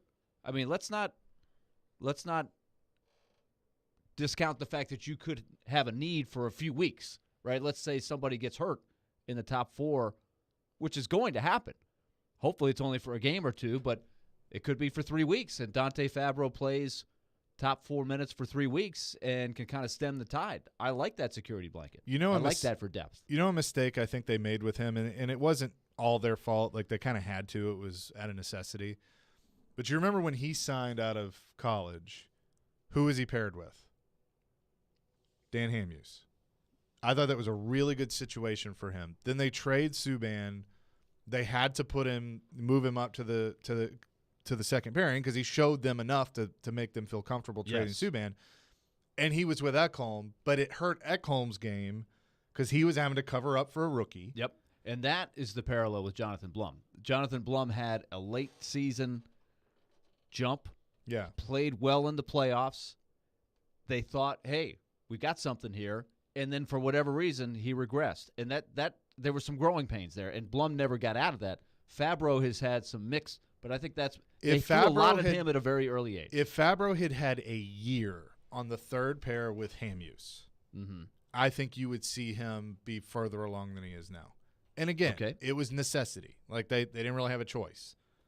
So they just had to go with it. But I think now he's having to kind of catch up to some things that he wasn't really able to learn because he didn't have that luxury. What's another thing that is a question with Fabro? Staying healthy and being able to take the grind. He's had various injuries and, not a game here, a game there. He's had a couple of stints where it's been a pretty lengthy stay on the injured list. Kyle on our text line, driven by WilsonCountyHyundai.com, says, first, second, Fabro, Sissons, a prospect for Line A or Miller. I'm assuming he's talking about JT Miller. Well, here's two different cases. Line A right now is unsigned. He's a restricted free agent. RFA. Well, will be tomorrow. Here is the wrap on Line A. Empty calorie goal scorer. Scores goals, but does nothing else to help you. In fact, is a liability on defense. Now, he can score a lot. Miller is a much more polished, older, all-around player. Miller is signed. He is property of the Vancouver Canucks, but he's got 1 year left at a little over $5 million a year. I think that's an interesting one I thought of is JT Miller, but realistically, could you sign him beyond 1 year? You'd have him for this year at 5.2, which is right in the Predators' budget. Would Vancouver be interested in a package that Fabro, who is from Vancouver, Fabro and maybe something pick?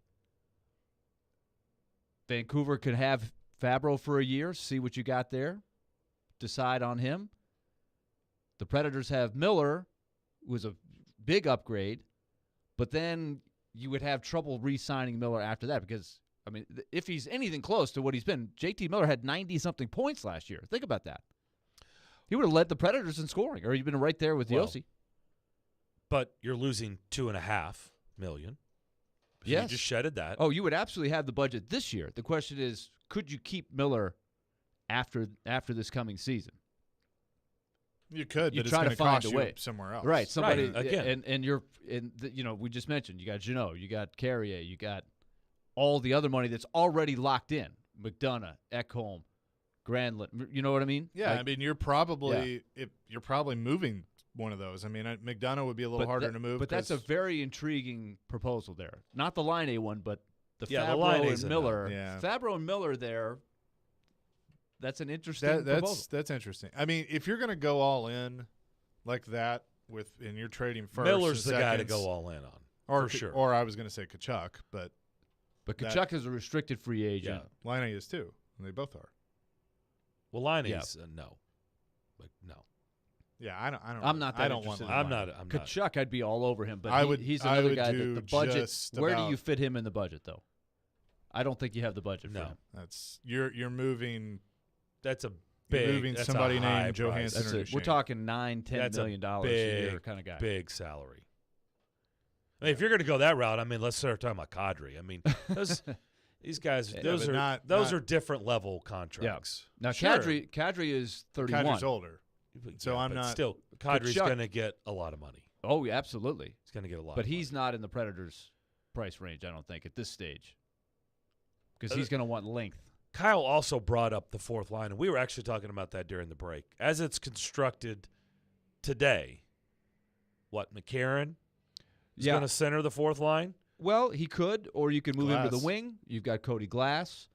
Yeah. You've got whoever loses out in the competition. Let's say Tomasino, in your perfect world, Chase, and mine as well. Tomasino makes the jump. He's ready to be in there as the second-line player. You've got Tolvanen. He could play on the fourth line. He is a reliable, if nothing else, Tolvanen has graduated up to the point where he is a very reliable He's a two-way defensive player. Yeah, he gets hits. He can, it's not ideal. You'd love for him to blossom and be the all-around goal scorer, but if he's not, he could play on the fourth line. They passed on Matt Luff, which was an interesting decision. They did bring back Cole Smith, who played some there. There's Tommy Novak. There's Afanasiev. There's guys like that. The problem is, there's does Leonard. that line fit their identity? Does that fit what John Hines is doing? Absolutely, if McCarron's on there. Well, that's not what you said Glass centering. You're talking about Tolvanen. I mean, no. that doesn't really fit what they're doing. Right now what I've got is Glass, McCarron, Tolvanen. That's in some form. Not ideal, but that's probably what it's going to be. I mean, you're talking about Cousins was on there. I mean, think about right. You're losing some grit on that fourth line. That's Is it for that sure. much difference than last year, though? I guess without Olivier didn't play much last year on that fourth line. Well, I guess I'm looking at it as if you're talking about Glass instead of McCarron. I mean, McCarron's a guy that's not going to – he's a big body. He's not going to – he can push back. I'm just saying with the identity, what they're trying to do night in and night out, does that line fit that? I don't know. Cole Smith does if he's on there. Yeah. All right, we'll come back, begin the third hour with our buddy Tim Hasselbeck. We do that next. ElectronicExpress.com. We make it happen. Men, what if I told you that now you are able to get testosterone replacement therapy in the comfort of your own home? No more weekly trips to the doctor's office. We come to you 7 days a week, 12 hours a day. Be seen by a licensed medical professional in the privacy and comfort of your own home or office. You decide. Schedule your appointment today at CoolSpringsMD4Men.com. Smokeville Smoke Shop has been serving Hendersonville and Metro Nashville since 2015 and is committed to providing high quality, hands-on, and personable customer service. Stop in the Smokeville Smoke Shops in Hendersonville, Gallatin, Hermitage, and Goodlettsville to try any of their wide selection of locally sourced products and selection of top nationwide brands including vapes, hookah, hand-blown glass, detox systems, e-juices, kratom products, leaf wraps, a dab bar at the Hendersonville location, and much more. Visit Smokeville Smoke Shops today. 1025 The Game is teaming up with Newton Motor Group and Souls for Souls to provide shoes for children experiencing homelessness in Nashville and the surrounding area. With school coming back, our goal is to raise $20,000, which will provide 1,000 pairs of shoes for kids. Please help however you can by going to thegamenashville.com/shoes. All donations go directly to Souls for Souls to give shoes to children in Middle Tennessee. thegamenashville.com/shoes.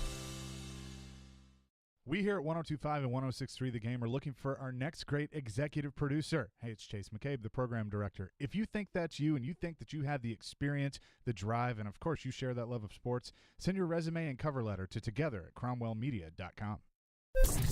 From the Hillside Medical Game Studios, WPRT FM Pegram, WPUC HD2 Laverne. NASCAR is back. Kyle Larson returns to Nashville Superspeedway a winner. Nashville's exclusive home for NASCAR. ESPN 102.5 and 106.3. Terang, it's a high fly ball. The leading receiver. Awesome game seven. Checkered flag in the air. The Game. A Cromwell Media Station.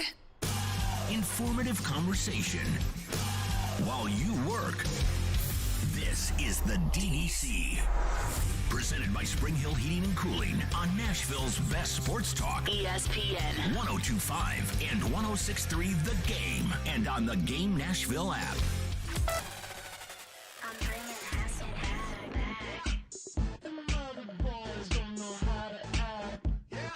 Get your sexy on. We are hour number 3 here on this Tuesday afternoon. The gang is all here. Darren McFarland, Willie Donick, Chase McCabe, Max Hers in the saddle. Get to talk to my BFF. It's been a while. It has. Tim Hasselbeck, who joins us. Timmy, how you doing?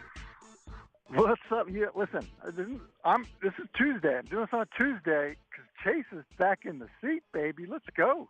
What's up, bestie? How you been? I mean, listen, I've been great. Appreciate all the hard work you've been doing. I know you've been busy. It happens sometimes over the summer. People take vacations, so it's good to be back on with you, Chase. Thanks. It's good to talk to you, Timmy. Good man. Mm-hmm. All right, you can go now. You let me know when you guys are done. We're so done. We're good. Step in here. I mean, you know when you interview somebody that you know, like in TV or radio or whatever. I mean, you guys have been in the business long enough. Like, it's like, was that a real conversation? Because we're such good friends that I felt that way with my brother sometimes. Where does this sound natural? Because it sounds a little bit like made for TV or radio when I'm doing it. When you're so close with somebody, that's how it feels with Chase and I. I've got other words to describe what's happening, but I don't think it's airworthy. Anyway, let's start with your buddy, Jealousy. Another buddy. I guess it's this one's a fake friend on television, or maybe it's real. I don't know. I don't know what's real and what's fake anymore. Matthew Berry, a guy that you've worked with for a long time and spent a lot of hours talking fantasy with. He's been at ESPN for, I think, 15 years, I believe, but I don't know the time frame. It was yesterday, the day before. In the last 24 or 48 hours, he is no longer going to be an employee of ESPN. What did you make of that? Yeah, I was surprised by it. I mean, not that I know the intimate details of his employment situation with ESPN, but just surprised from the standpoint of what he has probably meant to fantasy sports in general, but certainly fantasy football at ESPN. And I can just say for me, I started off doing strictly NFL, analysis and coverage, and had the opportunity relatively early on in my time at ESPN to be on Fantasy Football Now, which, I think when I, had talked to the people at ESPN about working on that show, it was an internet show only. It wasn't a show that was on TV and then ended up on TV. And I used to tell people, like, when I would, maybe run into somebody that I didn't know kind of out in public, they wouldn't necessarily say, like, oh, hey, I hated your analysis of Ben Roethlisberger and the Steelers, but they would say, like, hey, you helped me win my fantasy league, or you killed me by telling me to start this player here or there. I mean, it was almost always fantasy sports and fantasy football related. And, I think it's fair to say that Matthew Berry, along with ESPN, have done a lot for just the popularity of, of fantasy football, being able to play it on the ESPN platforms. And I know a lot of people liked his writings, and I'm sure that he'll do well with whatever he's deciding to do next. Speaking of the Steelers, it's going to be very odd for announcers and everybody to not call it Heinz Field. That relationship is done too. I don't even know Acrisure. I don't even know what the name of the new field is. Something. I don't even know what they are. So that's going to take a little practice. Do you guys?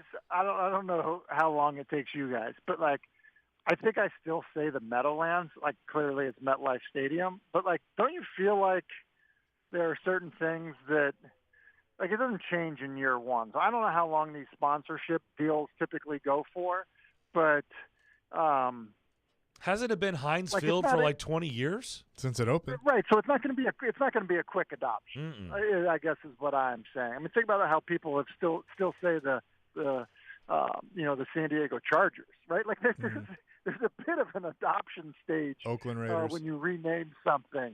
See? Yeah, exactly.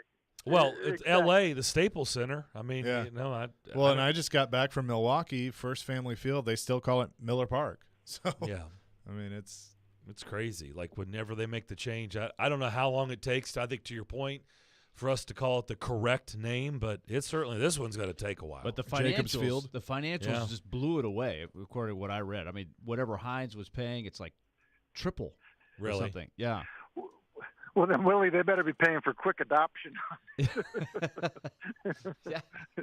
We didn't get a chance to talk to you last week. The deal was made. Speaking of adoption, Carolina has adopted Baker Mayfield.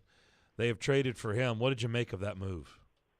Yeah, surprised by it. Not surprised by the financial commitments, in terms of what the Browns, are eating in salary, but surprised just because of the quarterback room. Like, to me, that doesn't, and not that anywhere that Baker went, was going to be this great quarterback room, but I think two guys in the same draft class that, essentially are playing to prove that they can still be a starter in the NFL. I just don't know that it's going to create a good environment or an environment for either one of those guys to be successful. And not that it would have been a great situation for Drew Lock in Seattle had Baker ended up in Seattle, but I think it would have been more assumed that Baker was going to be the starter in Seattle.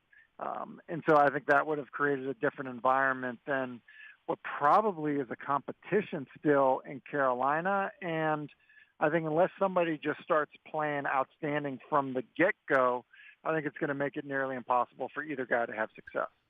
So, Tim, how would you try to sort it out if you're McAdoo, the coordinator, Rule, and it's not like they are coming into an environment where those guys have had a lot of recent success. I mean, they're trying to find something there. So it's not like they got a lot of security. So how would you try to set the competition? Yeah, so here's what I would do. I would sit both guys down, even the third guy. I don't even know who the third guy is there right now. So the third guy there, and I would say, look, here's the deal. We're splitting these things 50-50.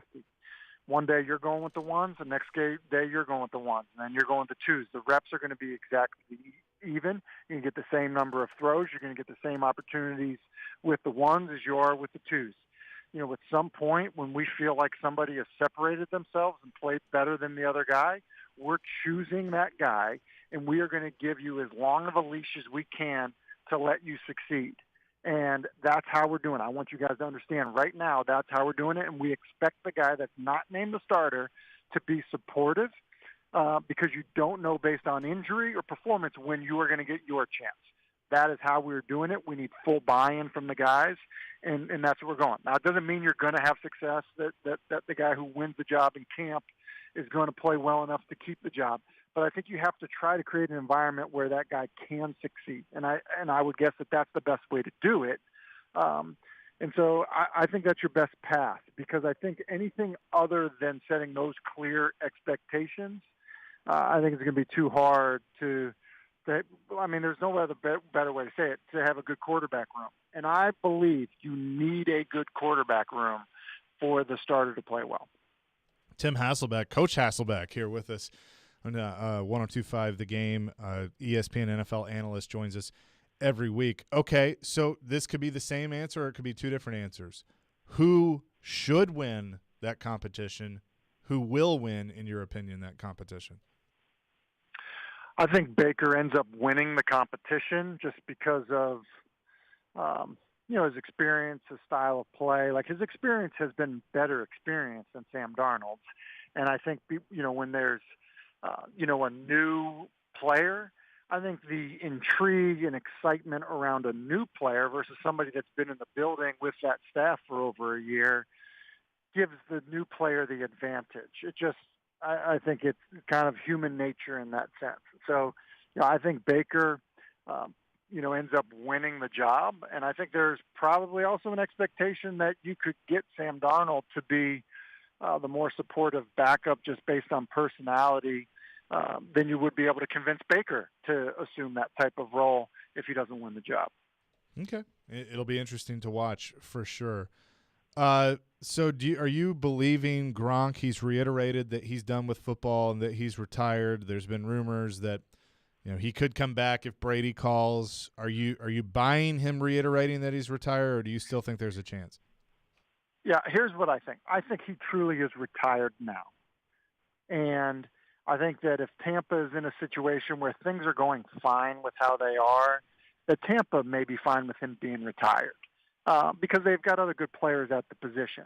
But I think that if they evaluate where they are come November, December, and it's like, you know what, it would be helpful to have him, because an injury at wide receiver or an injury at running back or an injury at tight end, it would be helpful to have him back.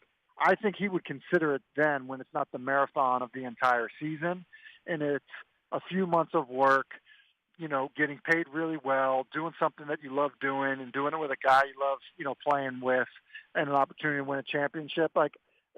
So I don't think it's like, hey, it's done, set in stone. I do think he's retired now, but I think a shortened season, something through the playoffs is something that he probably would consider. Okay, be another thing to watch. I like throwing a lot of different things at you, and we haven't done this in a while. So I don't know if you've really weighed in on this. With Malik Willis and the Tennessee Titans, would you be in favor of having designed packages with him involved? Like we kind of saw towards the end of Mariota. We've seen that obviously around the league. Is that something that you would like, or would you prefer him to sit on the sideline as either the backup or the third string, hold the clipboard, and just learn? No, I think you use good players. And here's the deal. This is what I said about Malik Willis, in the draft evaluation, him coming out. It was probably one of the first things I wrote down watching him. He is an A-plus runner. Like he is, and I remember talking to someone at ESPN Research about this. I think he caused more missed tackles in college football last year than any other player. So that includes Kenneth Walker. That includes running backs that were getting drafted, high in the draft. So I think if you have good players on your team that have a unique skill set, you use them.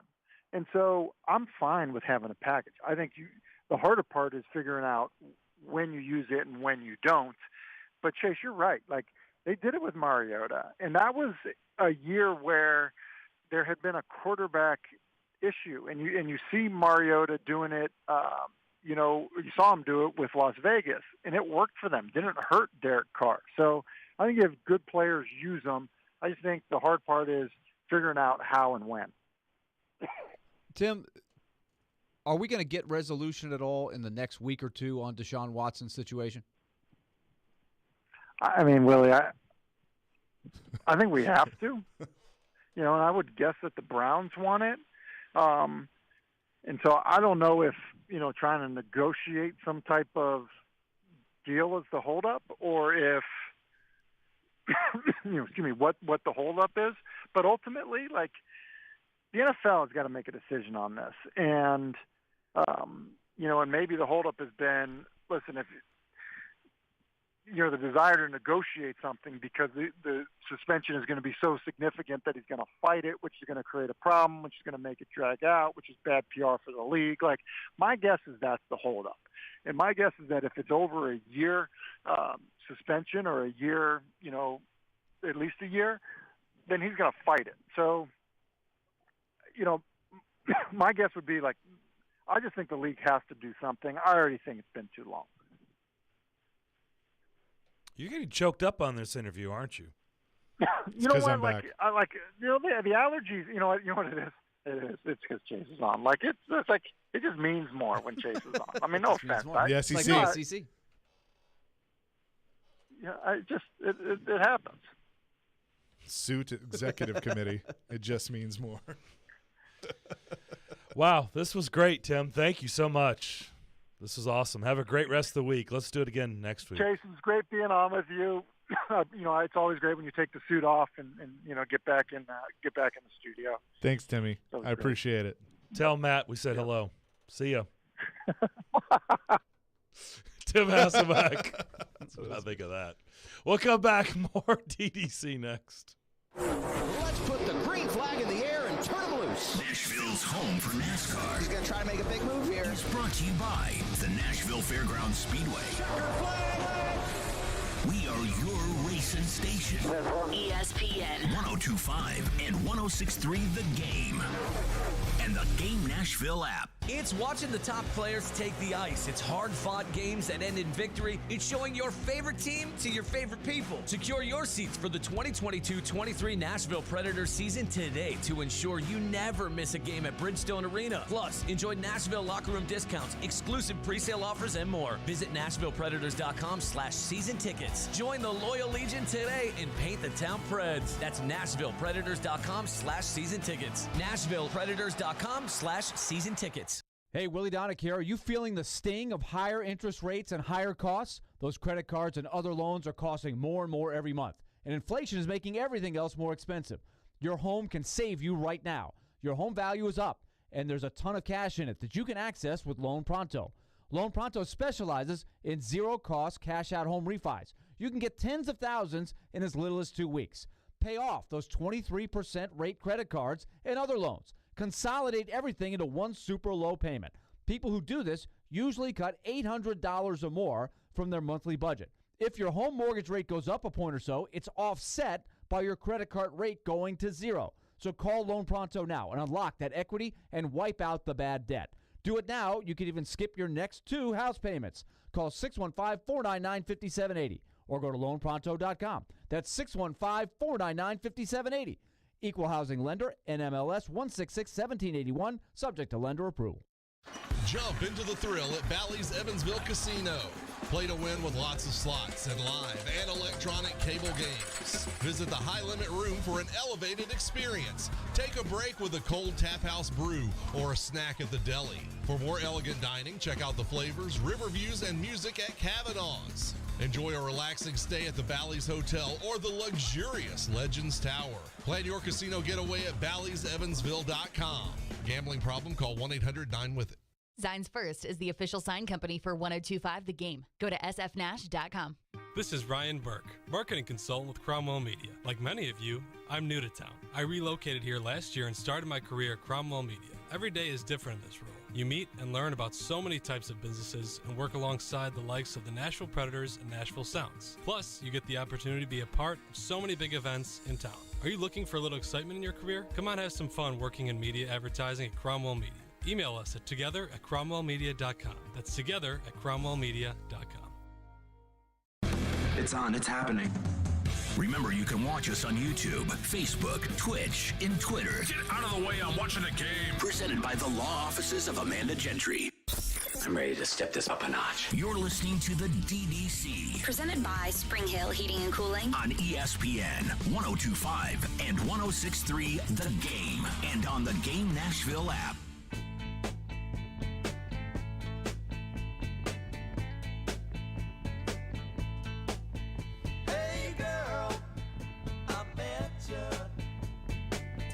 Alex Below will join us at the bottom of the hour back here on the DDC. If you didn't hear David Poyle's interview to start the show, he started us right at the jump. You can hear that again at 1 o'clock. We'll play that. Jeremy Fowler has been putting out his list. It's the time of year for the list. And the latest installment I thought that is was Fridays at noon. Yeah, well, that's a different list. That's the bad list. I'm assuming since he's ranking them, this is a good list. It is a good list. So he did running backs. Yep. And what jumped out at you? Well, do you want me to – I can read them off real quick. Do you want me to start at the top or at the bottom at number 10 and work our way up? Let's start at the bottom. Okay. Because I'm more interested in us trying to play along probably at 5. So let me hear 10 through 6. So I'll give you the honorable mentions that are not in the top 10. Okay. Austin Eckler, Ezekiel Elliott, Saquon Barkley. Those are the 3 that he had. So basically 11, 12, 13. Oh, so those are not even in the top 10. Not in the top 10. Wow. Austin Eckler, not in the top 10. At number 10, Javonte Williams from Denver. Aaron Jones at 9 from Green Bay. Okay. Najee Harris from Pittsburgh at 8. Christian McCaffrey from Carolina at 7. Joe Mixon from the Bengals at 6. Okay. 6. Yeah, I don't know if I love that. Okay. You ready to start guessing? So, all right. Well, I see You're going to look right at it? Alvin Kamara. Is that the same list? That's the list. That's the list. Oh. Well, I just saw Kamara running in the mirror, and I was like, something's on behind me. Well, the list is on behind you. Oh, okay. Well, So there you have it. okay. That's pretty funny. I'm going to guess Dalvin Cook, number 4. You know what? That's a solid guess. So he's got then Chubb 3. Nick Chubb at 3. And then I'm going to say JT 2, Keen Henry 1. Yes. So I did think it was interesting that Derrick Henry, coming off the injury, he had at number 1 because bias aside, I could make a very, very strong case for Jonathan Taylor at number 1. I honestly think number 2, number 1 and number 2, you could flip a coin. I think that's a really interesting debate, just those two, because Taylor is in that age where you feel much better about being in his prime, not starting to show the wear and tear yet. He's got an excellent offensive line. It's an established running game. I think you could make the case that he's a safer bet than Henry, just because Henry's coming off the injury, and they shook up the offense. Well, and Henry's 28, Taylor's 23. That's what I'm saying. I mean, That's a 5-year difference. You know how I am with the age. I mean, I play the percentages. Like every guy's an individual, but the percentages are that a guy from ages 23 to 26 is much more likely to stay healthy and be in his prime than a guy that gets up 28 to 30. Here's some other interesting things real quick, Darren. Last year, Henry was number 1 in this list. Taylor was an honorable mention, not even in the top 10. Well, I see that. Yeah, I mean, I get that too. He did, I would say his rookie year was a little bit of was last year year 2 or year 2? Yeah, rookie year was okay. So I get that. He didn't live up to expectations. He was a very high. Speaking of fantasy, we're talking about Matthew Berry, leaving ESPN. He was a high fantasy draft pick his rookie year, and I don't think he didn't live up to the billing. Clearly, he did last year. Chubb jumped up 2 spots from 5 to 3. Cook fell a spot from 3 to 4. Kamara fell from 2 to 5. Mixon jumped up from 9 to 6. McCaffrey fell from 5 to 7. Harris was unranked because he was a rookie. Aaron Jones dropped a spot from 8 to 9, and then Williams was unranked as well. I think really what's worth a discussion is so many people. I don't want to say writing off. That's not a fair analogy. I think there's concern. There's question marks from certain people whether Derrick Henry will return to prominence, whether Derrick Henry will indeed be the Derrick Henry that we've grown accustomed to the last 2.5, 3 seasons. Fair?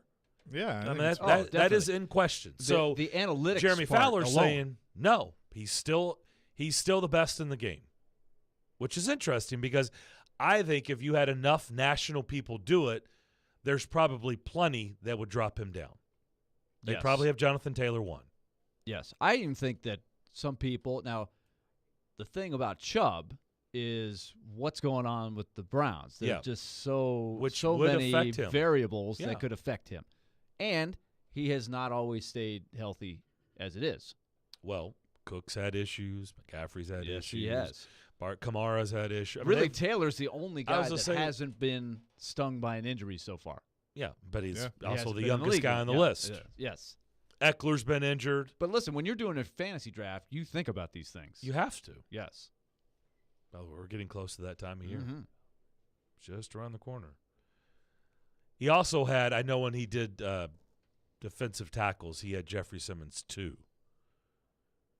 which is interesting, right?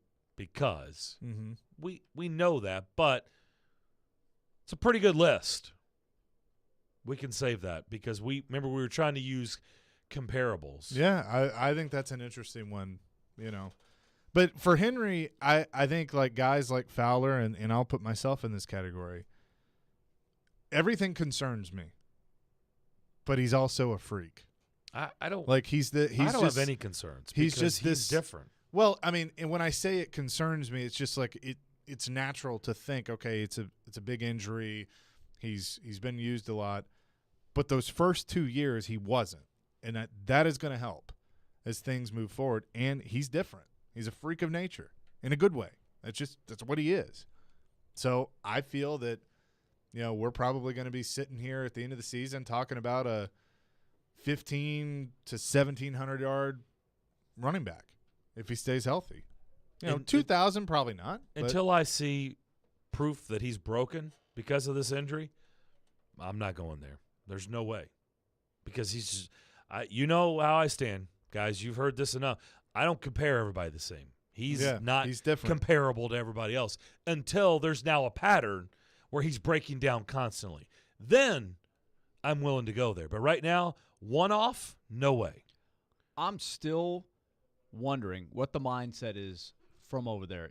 Are they willing to try to shave off 75 carries to try to get a more efficient Derrick Henry? Do they trust the other couple of guys within games as part of a regular flow to where maybe he's getting max 20 carries instead of so many games where he gets 28 to 30? Because it's just easy to get to that mode where you're like, we got the horse back there. Let's just keep going to him. I wonder if their mindset has changed at all. That bears into what kind of production you're going to get, how efficient is that production, and also from a fantasy perspective. We're talking about number one in the league. We're talking about number one. All of those things, like I think he could have a really good year in theory where he gets 300 carries instead of 370-ish.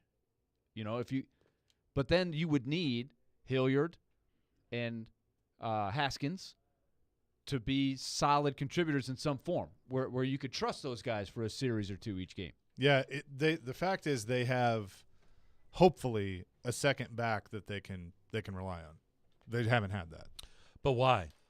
If he is the same and he is dominating games, why would you take him out? It depends on the situation. To keep him for longer. I mean, to try to keep if him you're at up the top for longer. You need to, yeah, but you're going to paint the easiest picture ever. Oh, you're up 31-13 in the fourth quarter. Oh, give him a break. Yeah, what about the game that's not in Mount? Most NFL games come down to maybe the last drive. Could come down to the final field goal. What if it's a back and forth affair like most NFL games? But if he's Haskins, running effectively, why would you give right? him? But if Haskins shows you enough in training camp in the preseason to make you feel comfortable that if you're in the second quarter and there's a series where, yeah, you could keep riding Derek, or Haskins is going to do his job, then and you know you can use Derek later in the game, then you probably do that. I'm just saying there's a reason why he had those carries because I know. they're like, hey, we need to win. Like, I'm not interested in his and the guy they carries. drafted We to be gotta his win this backup game. couldn't stay healthy. Yeah, and there's that. All right, we'll come back. Alex Pillow will join us next here on the DDC. This is Tanner Janot, and this is Smashville. And now down the right wing side, Tanner Janot. His shot, he scored! Tanner Janot with a shot! This is the flagship of the Nashville Predators Radio Network. ESPN 1025, The Game. Is your mattress keeping you up all night? Tossing and turning, needing a new mattress but don't know where to go? Well, shop at Social Furniture today, where they sell comfort. They have all of the top brands like Sealy, Stearns & Foster's, Simmons, Serta, and Purple Mattress. Social Furniture offers sofa beds, loft beds, twin beds, queen beds, king beds, kids beds, and beds for your whole family. There's no waiting, and they have same-day delivery. Visit Social Furniture in West Nashville at 5412 Charlotte Avenue. Forget the big box store. Shop local. Shop social. If you suffer from joint pain, from arthritis, or an injury, you know the traditional treatments: pain meds, steroids, and then surgery, right? Willie Donick here with great news. Now there's a better way, and it's here now from the local medical professionals at QC Kinetics. QC Kinetics is the nation's leader in regenerative medicine. This is an advanced, exciting, and natural alternative that can give you lasting relief using your body's own healing power. Listen, steroid shots are toxic to your joints. Pain meds can be addictive, and nobody wants to go under the knife. It's 2022, and those old ways are out. The new way is in. Regenerative medicine, restoring and repairing damaged joint tissue using natural biologics. No drugs, no downtime, no surgery. QC Kinetics and their protocols can address any pain in any joint and give you the quality of life you deserve. So call the local medical professionals at QC Kinetics now. 615-249-4024. 615-249-4024. That's 615-249-4024 for QC Kinetics.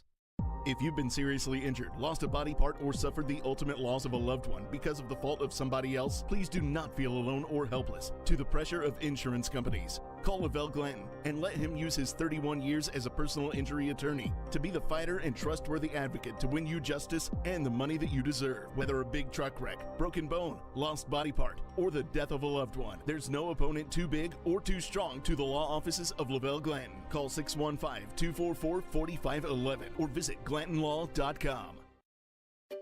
Finding great candidates to hire can be like, well, trying to find a needle in a haystack. Sure, you can post your job to some job board, but then all you can do is hope the right person comes along, which is why you should try ZipRecruiter for free at ZipRecruiter.com/free.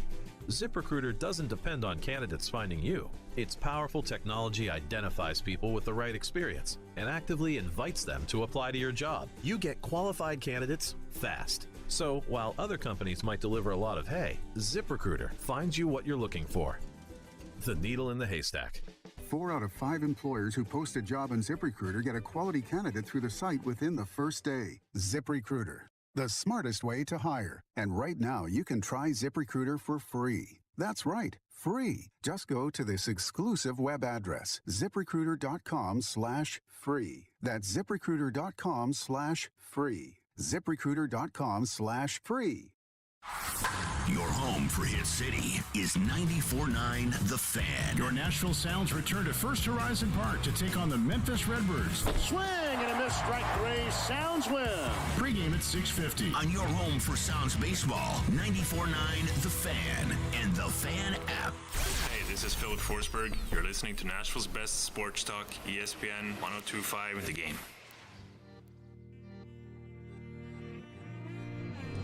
Thanks, Phil. Congratulations on the new deal. By the way, if you missed the interview on the morning show, you can go back and listen. Go to our website. GameNashville.com. I had a really good conversation with Philip Forsberg. Always good to subscribe to the podcasts. Yep, you and do that you will too. hear. You can go back to any of our shows, listen to any of the segments, interviews or not, but especially if those of you like hearing the big interviews, it's a great way to do it. I find that it's very informative. In fact, I sent our interview with David Poyle to a colleague of ours who wanted to get brushed up on the free agency for the NHL coming up. He'll be working and wanted to brush up on what's going on with the Preds. I said, I got an interview with David Poyle, fresh, hot off the press. Sent it to him right there. Boom. He listened to it. Boom. He said, thank you very much. We will have that at 1 o'clock, so be listening for that. He joined us right at the beginning of the show. We're waiting Alex Pillow. I did want to say that last night I watched 2 episodes of Peaky Blinders. We've been talking about it last week, so I jumped in there. New season? It's strange. Yeah, it's strange because it's been so long. Yeah, he had to catch up. Remember, I who didn't everybody realize is. that the actress had died in real life. I didn't realize that. Did you? Did you know that? I'm not sure which actress you're talking about. The one, the cousin. Well, the one that basically was running it with the family, running the She's family in the business. family. Yeah. She's a cousin. She or died aunt. in real life. Yeah, I didn't realize so they had that. to kill her off in the series. Ouch. So, that is a dilemma I find with Netflix series sometimes. We have a lot of seasons. If there's a gap between seasons, sometimes I start a new season. I'm like, wow, I forgot. If there's 4 seasons worth of history and there's 10, 12 episodes, my recall isn't always the sharpest. I know. On remembering who's who and what happened. The Big Machine Music City Grand Prix. Alex Pillow is on the line with us. This interview is brought to you by the Nashville Sheriff and Social Furniture, where they sell comfort, shop local, shop social, 5412 Charlotte Avenue in West Nashville. Alex now joins us. Alex, how you doing? I'm doing great. How are you doing? Doing fantastic. We were actually just touching on this, waiting for you to call in. You probably, I don't know how much downtime you get as a driver, but when you do, and you were to go watch something on Netflix or the movie channels, do you have like a go-to show you've been watching? Can you even do that when you're racing? How does that work for your schedule? So I was going to say that I have the same issue as you guys when there's like a gap in between seasons, and then I watch season 2. I'm like, oh, man, I forgot about this part, and I wish they were closer together. But, yeah, we have a lot of downtime, especially when we're traveling on the airports, the flights, and all that stuff. So I watch everything, to be honest. I don't really care about how the series or movie is, but I watch almost everything, and I enjoy a lot watching. So it's quite fun. I was bringing up, I don't know if you heard it, because I think maybe Max was putting it on hold. I said I watched the first 2 episodes last night of the new season of Peaky Blinders, and I had to like refresh because it had been, I don't know, two years since the last time I watched it. Is that one that you got into? Did you ever watch Peaky Blinders?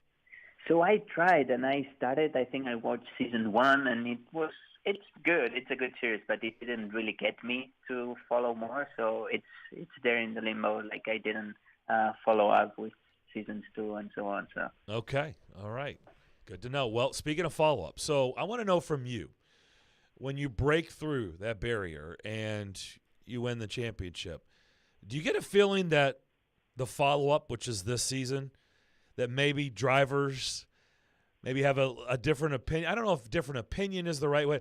Do they treat you differently? Are you now all of a sudden a guy they're looking at differently because you did win the one championship last year?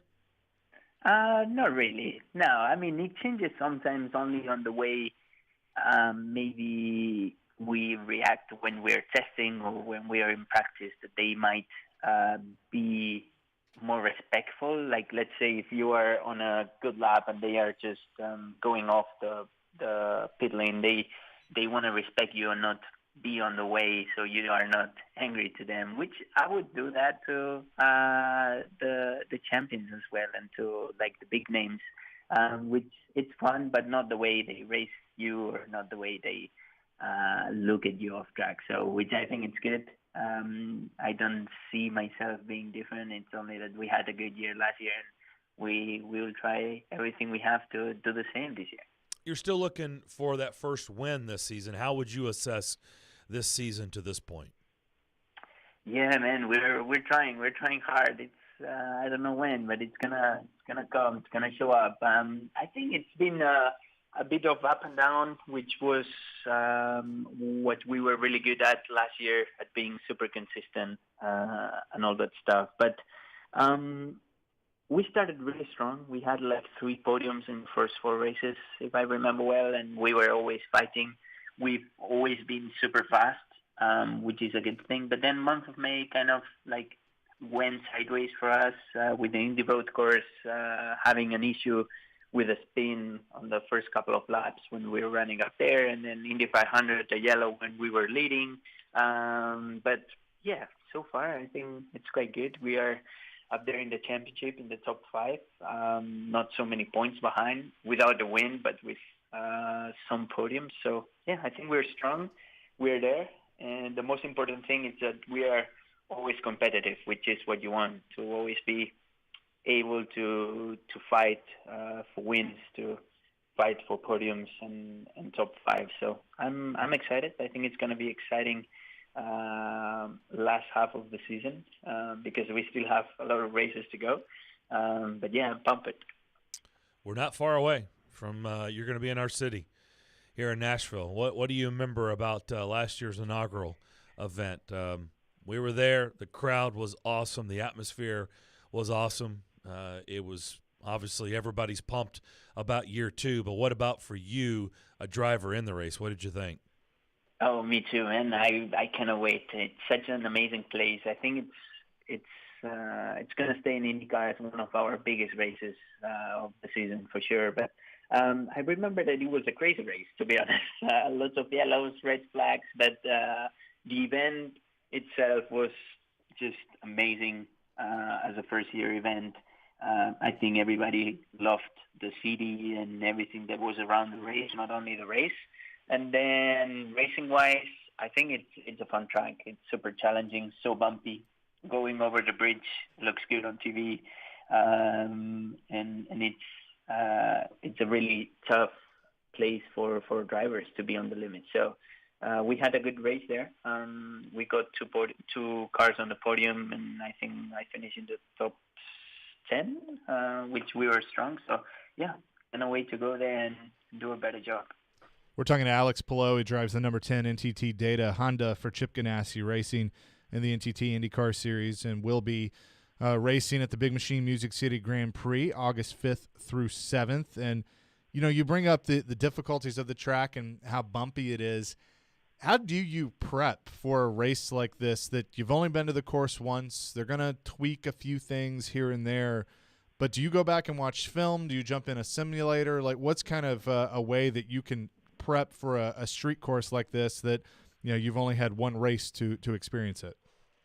Yeah, there's nothing really that can prepare you properly to go out there and be on the limit from lap 1, let's say. But yeah, I think I always do. I always watch the past races on every single track, so I remember about the overtaking spots, the strategies during the races, during qualifying, and stuff like that. So obviously we have the simulator at HPD here in Indy, which it's super fun, it's super good, it's super close to reality, and we can get a feel of what it's going to be like, especially on the bumps. But it's never the same thing as when you go there and it's the real deal, the real back and the real bump. So yeah, we'll have to wait and see, but I think everybody's excited to go back there, even if we've only been once.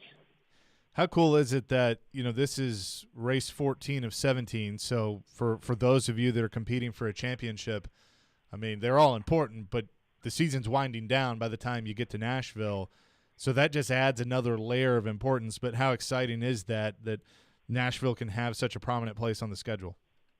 Oh, yeah, it's super exciting.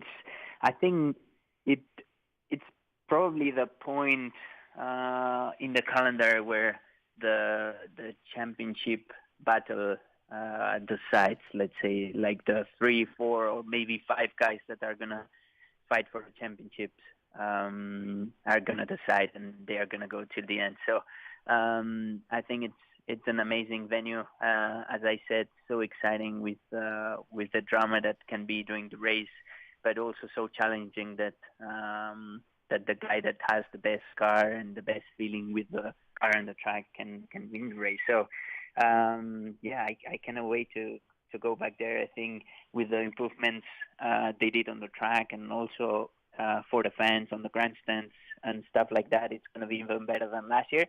And as I said, it's going to stay in the IndyCar calendar as one of the biggest races for us, the most important.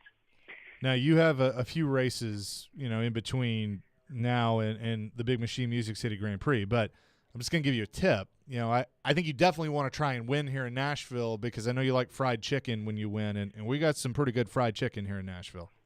Oh, yeah, I know. Yeah, that's on the list, on the plan to win in Nashville. So hopefully we can make it happen because I also have some family coming. So they normally are not able to come visit from Spain to the U.S., but I said, hey, guys, if you need to come to a race, you need to come to Nashville. So they're going to be there, and it will be amazing to win there for the championship, but especially for my family and for the fried chicken. I have to try that. So we're talking to Alex Palou, a driver in the NTT IndyCar Series, and one thing that I think is kind of cool as just a racing fan myself is July 30th, you all will race on the Indy Road Course for the second Indy Grand Prix because you go back there a few times. NASCAR will be there the next day with the Cup Series. They have the Xfinity Series. It's the only time that NASCAR and IndyCar are at the same track on the same weekend. How big is that for racing to have that crossover between the two different series? That's amazing. I think it was the first time we did it last year, if I remember correctly. I don't know if in the past it was done before, but it was amazing. I think it's good for the drivers so we can experience the both series and for us to compare, like in NASCAR, oh, look at how loud they are and how close they run to each other. And they can say, oh, look how deep they break and stuff like that. But especially for the fans, like going into a racetrack, a race weekend, and seeing the two biggest series in motorsport at the same days, it's amazing. So I think it's a great idea that NASCAR and IndyCar are sharing a weekend, and it's super exciting for drivers too.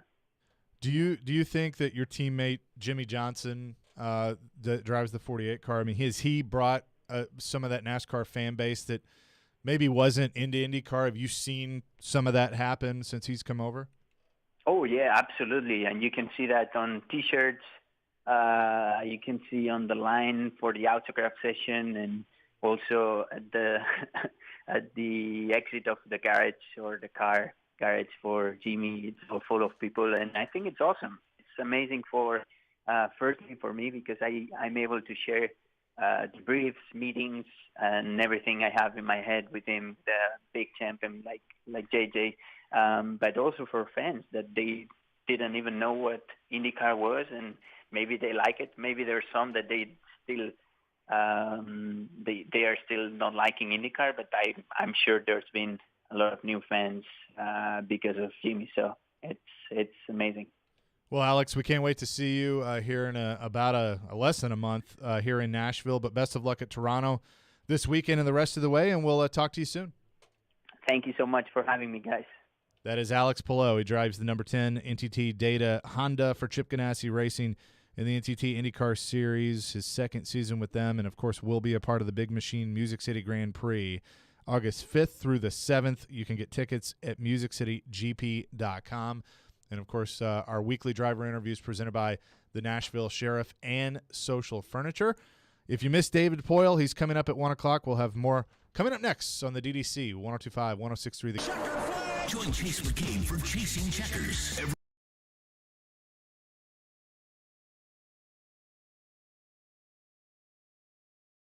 While hearing from the big names. Two-time champion Kyle Busch. Being able to bring NASCAR, the Cup Series, back to Nashville is cool. It's Chasing Checkers, presented by Apple Collision Centers and the Nashville Fairgrounds Speedway. On ESPN 102.5 and 106.3 The Game.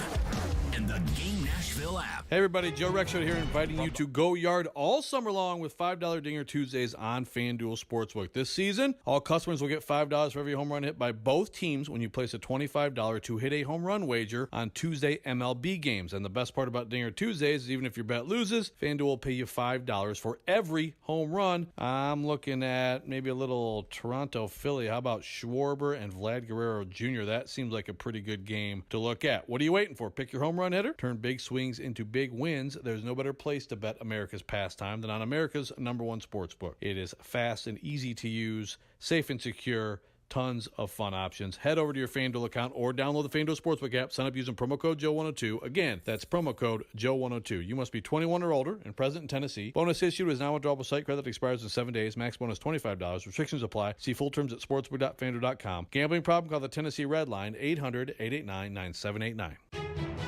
From the Fox 17 News Code Red Weather Center.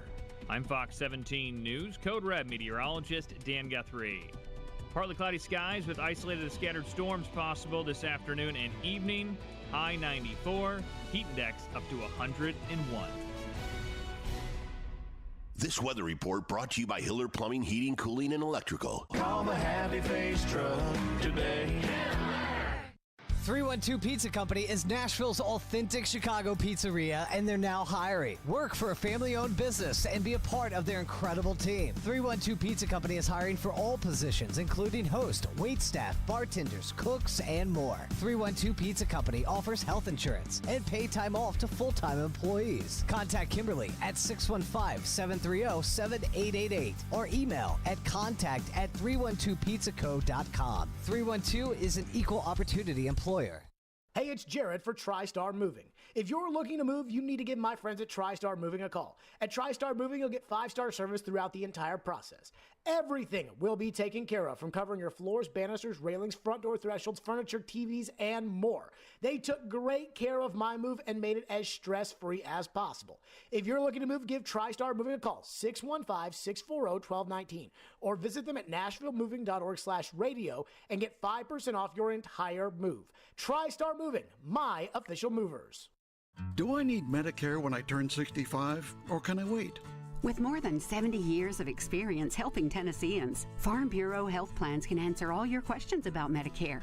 Part A, B, C, D, it's all alphabet soup to me. So if you're looking for an affordable way to cover the gaps left by Medicare or protection from the high cost of prescription drugs, you can plan on us to make it easy. Find out more at fbhp.com. Farm Bureau Health Plans. Plan on us. You're listening to the DDC. Presented by Spring Hill Heating and Cooling. On ESPN 102.5 and 106.3 The Game. And on the Game Nashville app. Good stuff, Alex Below, David Poyle to begin the final hour. Back here on the DDC, lots of racing here of late in our market. Yeah. The question is, can it all survive? Can it all survive and thrive? So you've got Nashville Superspeedway and their race weekend at the end of June. Trucks, Xfinity, Cup. Shortly after that, we just saw SRX at the fairgrounds. We've been talking about, is there an opportunity for an actual Cup race at the fairgrounds? Renovations, all that stuff. Turn that into a new home. The fairgrounds, is that still in the works? Is that possible?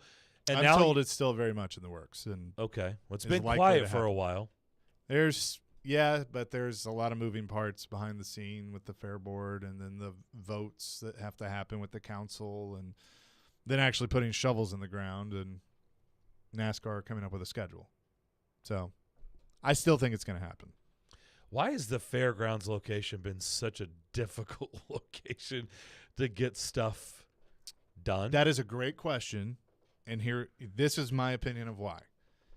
Because it's the reason NASCAR is so interested in it, and it was such a great location for Geodis Park, is because it's downtown. But at the same time, there's residents all around it. So it's not an ideal place for a racetrack, but the racetrack was there first. And so it's kind of playing that fine line of, this is awesome. We want to race in Nashville. Everybody's happy with what's happening out in Gladeville. Like the racing's been good. NASCAR's pleased with it. The drivers are pleased with it. but to actually be able to say you race in a city, how many racetracks can you name that are in a city? I'm trying to think off the top of my head. Chicago, is that somewhere? Chicagoland is gone. Chicagoland's closed. It's in Joliet, though, so it's way outside the city. Yeah, that's not in. Now, the rumor is that they are going to be announcing that they are going to race the streets of Chicago. NASCAR is. Well, but you're asking existing track. I would say the answer is none. Yeah, I think Richmond could be the closest one. Way out. Atlanta's way out. Dallas or Texas, right, is way out. Yep. I mean, they're all way out. Bristol's way out. None of them are in. Charlotte's out, way out. Daytona. Daytona's right there. Yeah, but Daytona's not a big city. I mean, it's close. It's like sandwiched in between Orlando and Jacksonville. But yeah, again, it's not in a big city. It's a mile from the beach. So yeah. But yeah, so I mean, that is what's unique about it is you can run. Well, Indy, but even Indy's not downtown. I mean, Indy's in Speedway. No, that's not downtown. Yeah, so I mean, you're not far, but that's the thing is you would be able to have a race basically 5 minutes, 10 minutes with traffic from Broadway. Well, it's interesting because I get the noise, I get the production, I've done all that, I understand how it works. And so you put them out on these remote locations, but yet those remote locations are going bye-bye left and right. Chicagoland, Kentucky Speedway, all these places out in the middle of nowhere, it's not really working. Pocono, they want to do lesser. Yeah. I mean, I think Pocono's gone. You do wonder, like, was that the phase, like, and Willie, you can relate to this, like, let's build the Pontiac Silverdome out in the middle of nowhere. Let's build where the Cavs used to play in Richfield out in the middle of nowhere. Let's build all these places out in the middle of nowhere. Pistons. And now everybody wants to go downtown. So is the new thing maybe to try to find a way to get it close to downtowns? I don't know. I mean, it's a little late for that because you've done all these tracks, but I'm just saying, I wonder if that model isn't a great model in 2022. Well, it's not, but it's also they're kind of stuck with it. Like you're not gonna, and that's the problem that they're fighting with the fairgrounds is, you know. Now, here's my argument: you bought a house next to an active racetrack that is older than your house, so you made that decision. And I'm going to stay on that, and we can fight about it, whatever. But the racetrack has been there longer than your house. So that's kind of the way it is. And with the renovations, you know, they're not going to fix everything with the sound. I mean, race cars are loud, but they can put up sound walls. They will have a controlled schedule. NASCAR will have one weekend a year. You'll have one big weekend a year that you run out there. So it'll be much more controlled than it is now. But you're not going to, you know, in a lot of these big cities, where are you going to build a racetrack? You know, it takes more land than a stadium. So okay, I was just saying that's fair. I mean, football stadiums are big too. So yeah, but you're right. It typically but you're is going to building take more 1.5 mile or unless you build short tracks, which I'd be all for. Sure. But you know, like there's the IndyCar series, for instance, next week is going to Iowa. I love that track. It's a fantastic track. NASCAR left it, and it's probably going to close in a few years because they built it in a cornfield. Mm-hmm. Nobody wants to go to it. Yep. So that's the problem. Now the big machine, we know so far, huge hit. We'll see year two if it's even a bigger hit. But as Alex Pillow just said, it's not going anywhere. The drivers absolutely love it. Let's go to our phone line, driven by WilsonCountyHyundai.com. Nate is standing by. Hey guys, y'all made a comment about, you know, if NASCAR can basically thrive here, which I think it can, but that popped a question into my head. Is the Cup Series dependent on the Xfinity Series and the Truck Series staying here? So if the Truck Series and the Xfinity Series left, or one or the other, would the Cup Series follow? Would they stay? Is it dependent? So you're saying if one of the events left and went somewhere else, would the Cup Series leave? Is that what you're? Or both, or one or both. Yeah, I mean, I think if the support series left, that doesn't necessarily affect the Cup Series, but look, the Cup Series one way or another is going to be in Nashville for a long time. I'll stand by I don't that. think it's going to go away again. No. I think it's the either city, going to be this market learned from '84. They're not going to let it get away. It's going to be at one track or both tracks, but it's not going to go away. Yeah, I feel the same way. TD on our text line, I don't know if that's Toronto Davenport or not, but TD from Nashville says the number one reason it is hard to create a race at the fairgrounds, there are only so many race Sundays in the NASCAR season. To get that race, someone has to give up a race. Who's it going to be? Safe to say that the place with the largest venue is not going to give up a race. Nashville Fairgrounds just doesn't have the seating capacity to bring in the big bucks. Well, one, they will give up a race because races are being given up left and right on their schedule. If you have two, a lot of them are down to one. Some of them who had one, they've gone away. As for capacity, I mean, we would be talking about if there was a cup race at the fairgrounds, it would not be the existing structure they currently have. It would be a renovated structure to probably, 40,000, something like that? I'd say 30. 30? I would say 30. You don't think more than 30? I make it a high-demand ticket. And if you feel the need, then you can add more. All right, that's 35 fine. Max. But okay. I make it a tough ticket. Yep. I'm fine with that. And a nice place. Yes. Nice place, 35,000. I'm cool with that. And one I know Max, but I make the rules. Wow. Flex.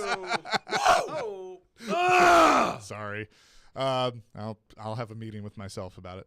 But I spread the schedule out. If you're going to do it at both places, spread the schedule out. Don't have, unless it's the All-Star race, you could do like a speed weeks and have the All-Star race at the fairgrounds and then go to the big track. But do like a race, in June or at one in April. Just spread it out a little bit to give people an opportunity to buy tickets to both. Okay, I like it. Good discussion. That'll do it for hour number 3. David Poyle to begin the final hour. That's next. ElectronicExpress.com. We make it happen. Hey, Ray Jeter here with Harness. Are you looking to take ownership in a position that will support your growth and development? We are an excavation and site utilities contractor. Several things set us apart from our competition, but we take the most pride in the professional development of our people. We have multiple openings for operators, pipe layers, and laborers. Our pay and benefits are second to none, including our 401k program. Apply today at selectharness.com. Harness LLC. Build people, move dirt. Looking for a career with purpose or have that passion for youth development? Boys and Girls Clubs of Middle Tennessee provides a safe place where youth gain the tools to learn, lead, and reach their full potential. And that starts with you, offering competitive pay and free after-school care for employees. Learn more at bgcmt.org. Hey, Willie Donick here. Are you feeling the sting of higher interest rates and higher costs? Those credit cards and other loans are costing more and more every month, and inflation is making everything else more expensive. Your home can save you right now. Your home value is up, and there's a ton of cash in it that you can access with Loan Pronto. Loan Pronto specializes in zero-cost cash-out home refis. You can get tens of thousands in as little as 2 weeks. Pay off those 23% rate credit cards and other loans. Consolidate everything into one super low payment. People who do this usually cut $800 or more from their monthly budget. If your home mortgage rate goes up a point or so, it's offset by your credit card rate going to zero. So call Loan Pronto now and unlock that equity and wipe out the bad debt. Do it now. You can even skip your next 2 house payments. Call 615-499-5780 or go to loanpronto.com. That's 615-499-5780. Equal housing lender, NMLS 166-1781, subject to lender approval. Hi guys, it's Andrew with Hillside Medical Clinic. Is erectile dysfunction damaging your relationship? Are you sick of the pill and all the side effects? Well, welcome to the future. We have a major medical breakthrough. Hillside Medical Clinic uses the most advanced form of wave therapy. Backed by 60 clinical studies, our technology uses pressure waves to repair and open up blood vessels. We've helped countless men get rid of their ED. But what is the true end result? Their relationship, even their lives, improve drastically. If you're ready to regain your love life, call us right now, and not only will the assessment and ultrasound be free, we'll also give you a gift that produces immediate results in the bedroom. It almost never fails. This is worth $550, and it's free to callers right now. 615-576-5000. That's 615-576-5000. Put a stop to your erectile dysfunction and experience what I call the happiness ripple effect. Call Hillside Medical Clinic now, 615-576-5000. From the Hillside Medical Game Studios, WPRT FM Pegram, WPUC HD2 Laverne. Robbie and Rex Road to DDC. Stillman Company. Nashville's best sports talk. ESPN 102.5 and 106.3. Terang, it's a high fly ball. The leading receiver. Awesome game 7. Checkered flag in the air. The Game. A Cromwell media station. Informative conversation while you work. This is the DDC. Presented by Spring Hill Heating and Cooling on Nashville's best sports talk. ESPN 102.5 and 106.3 The Game. And on the Game Nashville app.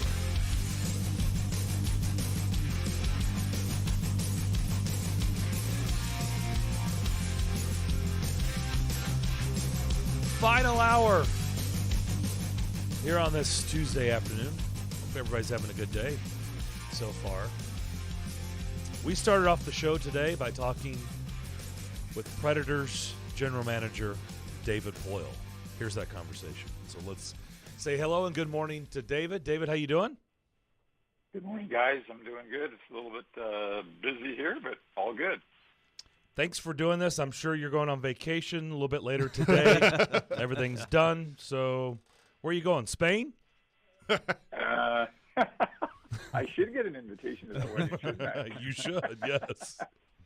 So yes, I kind of feel like I should do this. Okay. Well, I don't know what you're going to do, but I think I do know what you're going to do. You know, David, I told you last time we talked I was going to call you in a few weeks just to see how things were going with Forsberg. I figured I'd let you work and get it done, and you finally did that, so congratulations. But what was kind of this process like? I brought it up in the press conference. Was it maybe more difficult than you thought it would be going into it? Because I know negotiations are never easy, but when it's someone that has spent his whole career here, I know that you were determined to try and make this happen. So what ultimately led to getting this deal done?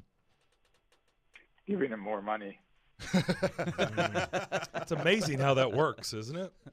I've tried to do that with my bosses too. It hadn't worked yet, so maybe Philip can give me some pointers. You got to be persistent. I mean, again, I'm being a little bit smart here, but it is about, let's face it, the length of contract, the 8 years. He believed, and he wanted that, and that totally was in our favor because going elsewhere, he could only get seven years. The no trade, no movement part of it was very important to him, and the amount was important. So it's a lot of discussion. I mean, could it have been done earlier? I'm not really sure. I mean, in this free agent period, there's a lot of things that go on. I mean, his agency, CA, and specifically J.P. Berry, who was his agent there, they do a great job. They got a lot of high-end clients. They're well plugged in throughout the league, and I think he knew what he probably could get elsewhere. So it was just a little bit of a battle back and forth. But again, at the end of the day, as I said yesterday, is that I don't think anybody ever got to the point. Well, like we're going in a different direction. I was getting, more cautious as we're getting close to it because, we talked about what would we do if we didn't sign Philip. I mean, we needed to start preparing, possibly if that was going to happen. And yesterday, I sort of said too when I was asked, like you said earlier, you had plan A, B, C, and D, and then I said yesterday, well, that's just more general manager talk, and that our only plan really was with Philip. So again, I'm giving you a lot of double talk here, I guess, and it's just at the end of the day, it's just come on, we got to do that, and I think both sides found that to be the timing. From their side, when I didn't trade Phillip, for example, at the trading deadline, which was never the intention because we're having a competitive year, the balance of, I guess you could say, power probably fell into their side a little bit, and that they had to work between trading deadline and July 12th to make a deal with us, and they probably used that to their advantage. With that being said, David, is it safe to say throughout the course of the season that both sides were content with just, I don't know if gambling is the right word, but just content letting the season play out and see where the chips fall? No, I would have rather have had Phillip sign, during the year last year for sure. I mean, because I could have possibly, with that in hand and knowing what I had going forward, maybe done something at the trading deadline.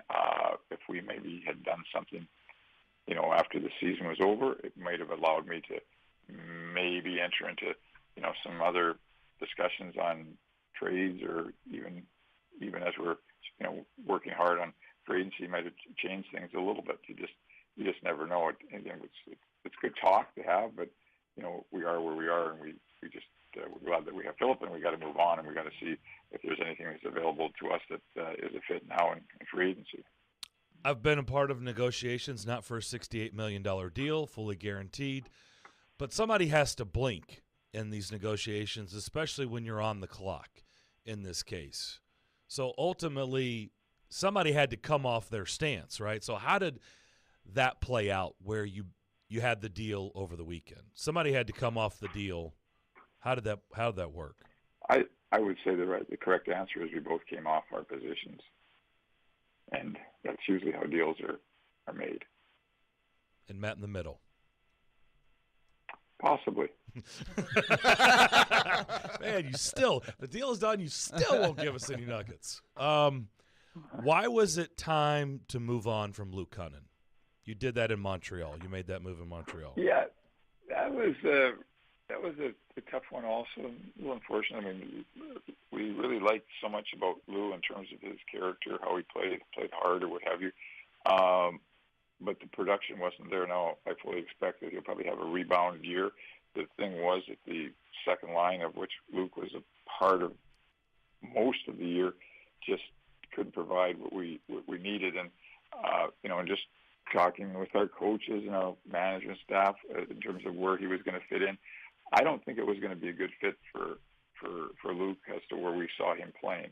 Now, it might have been a good fit for us, but I think he sees himself in a higher position than we're probably willing to give him this year based on last year. So, we've got, young kids like, Jeannot and Trennan, for example, and maybe some others that are Tomasino that probably deserve to possibly play higher up in the lineup. And that was probably the main reason is that we just, you're playing a guy in a top six when you trade for him, and most of all last year, and when you didn't have that in mind, at least for the start of the year, it felt that we might be better if we went in a different direction, and it might be better for him to go in a different direction. Talking to David Poyle, Predators general manager, and David, yesterday the qualifying offers were sent out to the other restricted free agents you had. Yakov Trenin obviously is a guy that has a pretty firm, strong role, had a really good season last year. How do you view him? He's a guy that you have to sign, and you've used different tactics, of course, when you've got core players, draft picks that are ready for that next contract. What are your thoughts on him? Much different than Phillip. And again, this is the collective bargaining agreement, and the difference between Phillip being unrestricted and Trennan being a restricted free agent. So we qualified him yesterday. We've had lots of discussions. I mean, from a one-year contract to a multi-year contract. And, of course, the obvious is we haven't agreed on what the fair compensation is. So now we can continue to have discussions on anything, which could include a one-year deal or could include a multi-year deal. He could accept his qualifying offer, or he could take us to arbitration, which would be a 1 or 2 year decision there. And it's up to us to decide whether we want to go for 1 or 2 years. So it's basically, since we qualified him, it's done. Without having the number or the years, we have a contract with him. So that's a good thing, and now it would be nice to just get it done. So I'm okay however this works out, whether it's a 1 year deal, or if it's a multi-year deal, I feel confident in Yak and what he can do. I also think there's, even more of an upside. The way he played last year was terrific. He had a really good year. He scored some goals. He played physical for us, and he's just a good player. But it's sort of my line to you guys all the time. We're just in a negotiation, and you wish everything was done as you referred at the beginning. It'd be nice to take a few days off here, but we got like 4 more guys to sign because of the qualifying offers yesterday. David, as you look ahead, I can remember sometimes during free agency and also during the trade deadline, you come on a show like ours to say, look, the prices weren't the way we like them. The prices were high. There's a supply and demand element every year. I'm curious what you think right now as you sort of carve out your budget to attack free agency here. You guys have said that you'd like to find maybe a top 6 forward. You have a budget, I guess a ballpark, what you have ready to spend. It looks to me like there's a lot of possibilities out there, more so than some years. Maybe not at the very, very top. We'll see what happens in this last 24-hour period if some other guys are signed. But how do you like your options maybe to improve the roster? Well, this too is complicated, even more complicated than the Forsberg negotiations. Let's start with the salary cap. We're in a situation coming out of COVID where we've made a deal with the Players Association in terms of their salaries and payback and all that stuff, that the cap is only going up $1 million this year, and it's only going up $1 million for the next 2 years. So we and along with all the other clubs, are kind of hard pressed to, either letting guys go or not giving raises or trying to do all of those various and different things. For us, we have some money to spend on a forward in free agency, but a long-term contract is probably not in the cards, because when I look to next year, the following year, 23-24, where the salary cap only goes up a year, we have a number of players' contracts that are up next year, whether it be Carrier, Fabro, Jeannot, Trennan, just to mention 4 young guys. So they're coming off of, most of those guys are coming off of entry-level contracts, and as they keep playing the way they did last year, they're not just going to get a raise, they're going to get a substantial raise. So I can't oversign, I guess, if that is the word. I could do it this year to get to the cap, but if I sign somebody to a multi-year deal, then something's going to have to give next year. David Poile, Predators General Manager, is with us here on the DDC. I'm curious if you've had a chance to – I know you've obviously been busy with your team, but I think we're all a little surprised that Barry Trotz doesn't appear to be coaching this year. Have you talked to him at all about kind of what he's thinking and what could potentially happen with his future? Yeah, I've talked to Barry a couple of times. He was actually in Nashville about a month ago, and he's just doing a lot of traveling. We're doing a lot of family things, right now, and he's the one who came out and said he's going to take the year off, and good for him. I mean, I could certainly see that. After you've been at it so many consecutive years, I see like somebody like John Tortorella took the year off, and he certainly didn't lose his spot in terms of getting a good coaching position with Philadelphia, and compensation was very, very good. So I think Barry just needs a little bit of time, talking to him, and I think he's happy where he's at. How did we haven't talked to you? How'd the Ryan McDonough thing come together? Was it something that was on your radar, or was that out of nowhere? No, that was out of nowhere. I got a call from Ryan's agent to put the days together. Let's say it's Sunday in the afternoon, and just saying that McDonough was going to be traded or put on waivers, or they just had to get out of it. I called Julien Brisebois, the general manager. He confirmed it. So I said, let me think about that. Monday morning in the office, we just talked about it. I mean, there's nothing about the player. It was all about his salary, his cap, 4 years, and fitting this in and doing things going forward, all those type of things. And we just jumped on it based on, knowing Ryan a little bit from my USA hockey days, obviously knowing him as a hockey player, having a Stanley Cup winner, how he plays, how he competes, the leadership part of it. It solidified our defense. We don't have much coming in our defense, with all due respect. So now we've got three high-end guys with Roman, Eki, and McDonough. We got some good young guys with Fabro, Carrier, Lazan, and we've still got Mark Borowicki. So I love our goaltending with Juice. I love our defense. So it was a quick decision, but I think obviously it was for us a real good, solid decision, and I think we're going to get some great benefits for having McDonough on our team. Interesting. Before we let you go, real quick, again, haven't had a chance to run these things by you. Everything we saw with the pick at 17 with Kimmel, that everybody thought that this was kind of a steal, that they thought he was going to go earlier. Was it a surprise for you guys as well? Yeah, absolutely. When you're drafting 17, and I'm going to try to say this correctly too, is that we didn't spend a huge amount of time on the top, say, four players. We were like the other clubs. As you see the order, this Shane Wright was supposed to go first, and he went fourth. And we had the same four players there, but we didn't dwell on them. We didn't talk a lot. I knew we weren't trading for the first pick or what have you. So when you're 17, and then we had Kimmel, I think he was rated like 7. And, the guys, believe me, scouts don't spend any time on it. But when I was in and out of the meetings and talking about guys, we were talking about guys further back.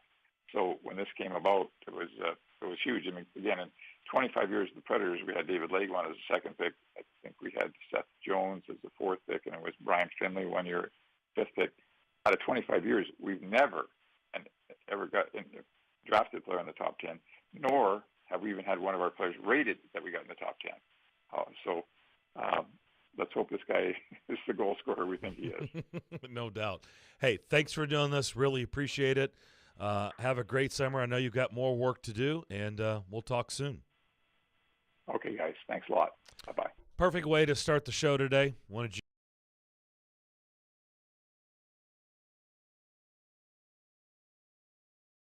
you to read the game and the Game Nashville app. And here we go!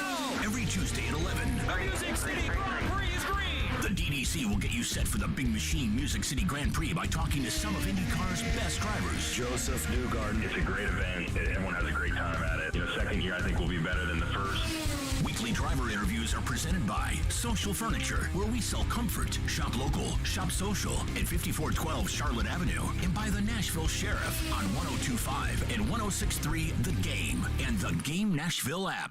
Summer heat is here. How is your air conditioner holding up? Costs are rising everywhere. Grocery bills, gas bills, utility bills, you name it, up, up, up. Is your AC old, inefficient, and costing more than it should? Interest rates are rising, but not at Spring Hill Heating and Cooling. Qualified buyers have up to 72 months. No interest for a new York air conditioner and 6 months no interest for repairs. That's at Spring Hill Heating and Cooling. All new systems come with a 10-year parts and labor warranty.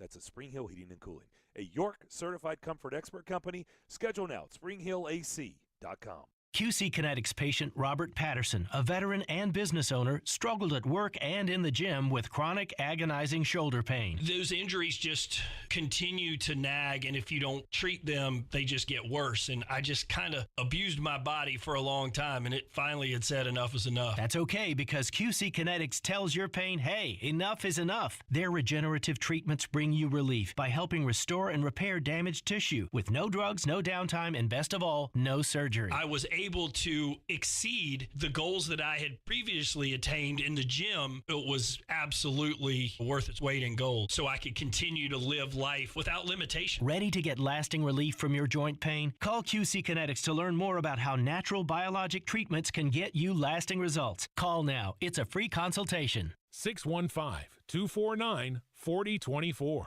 QC Kinetics. 615-249-4024.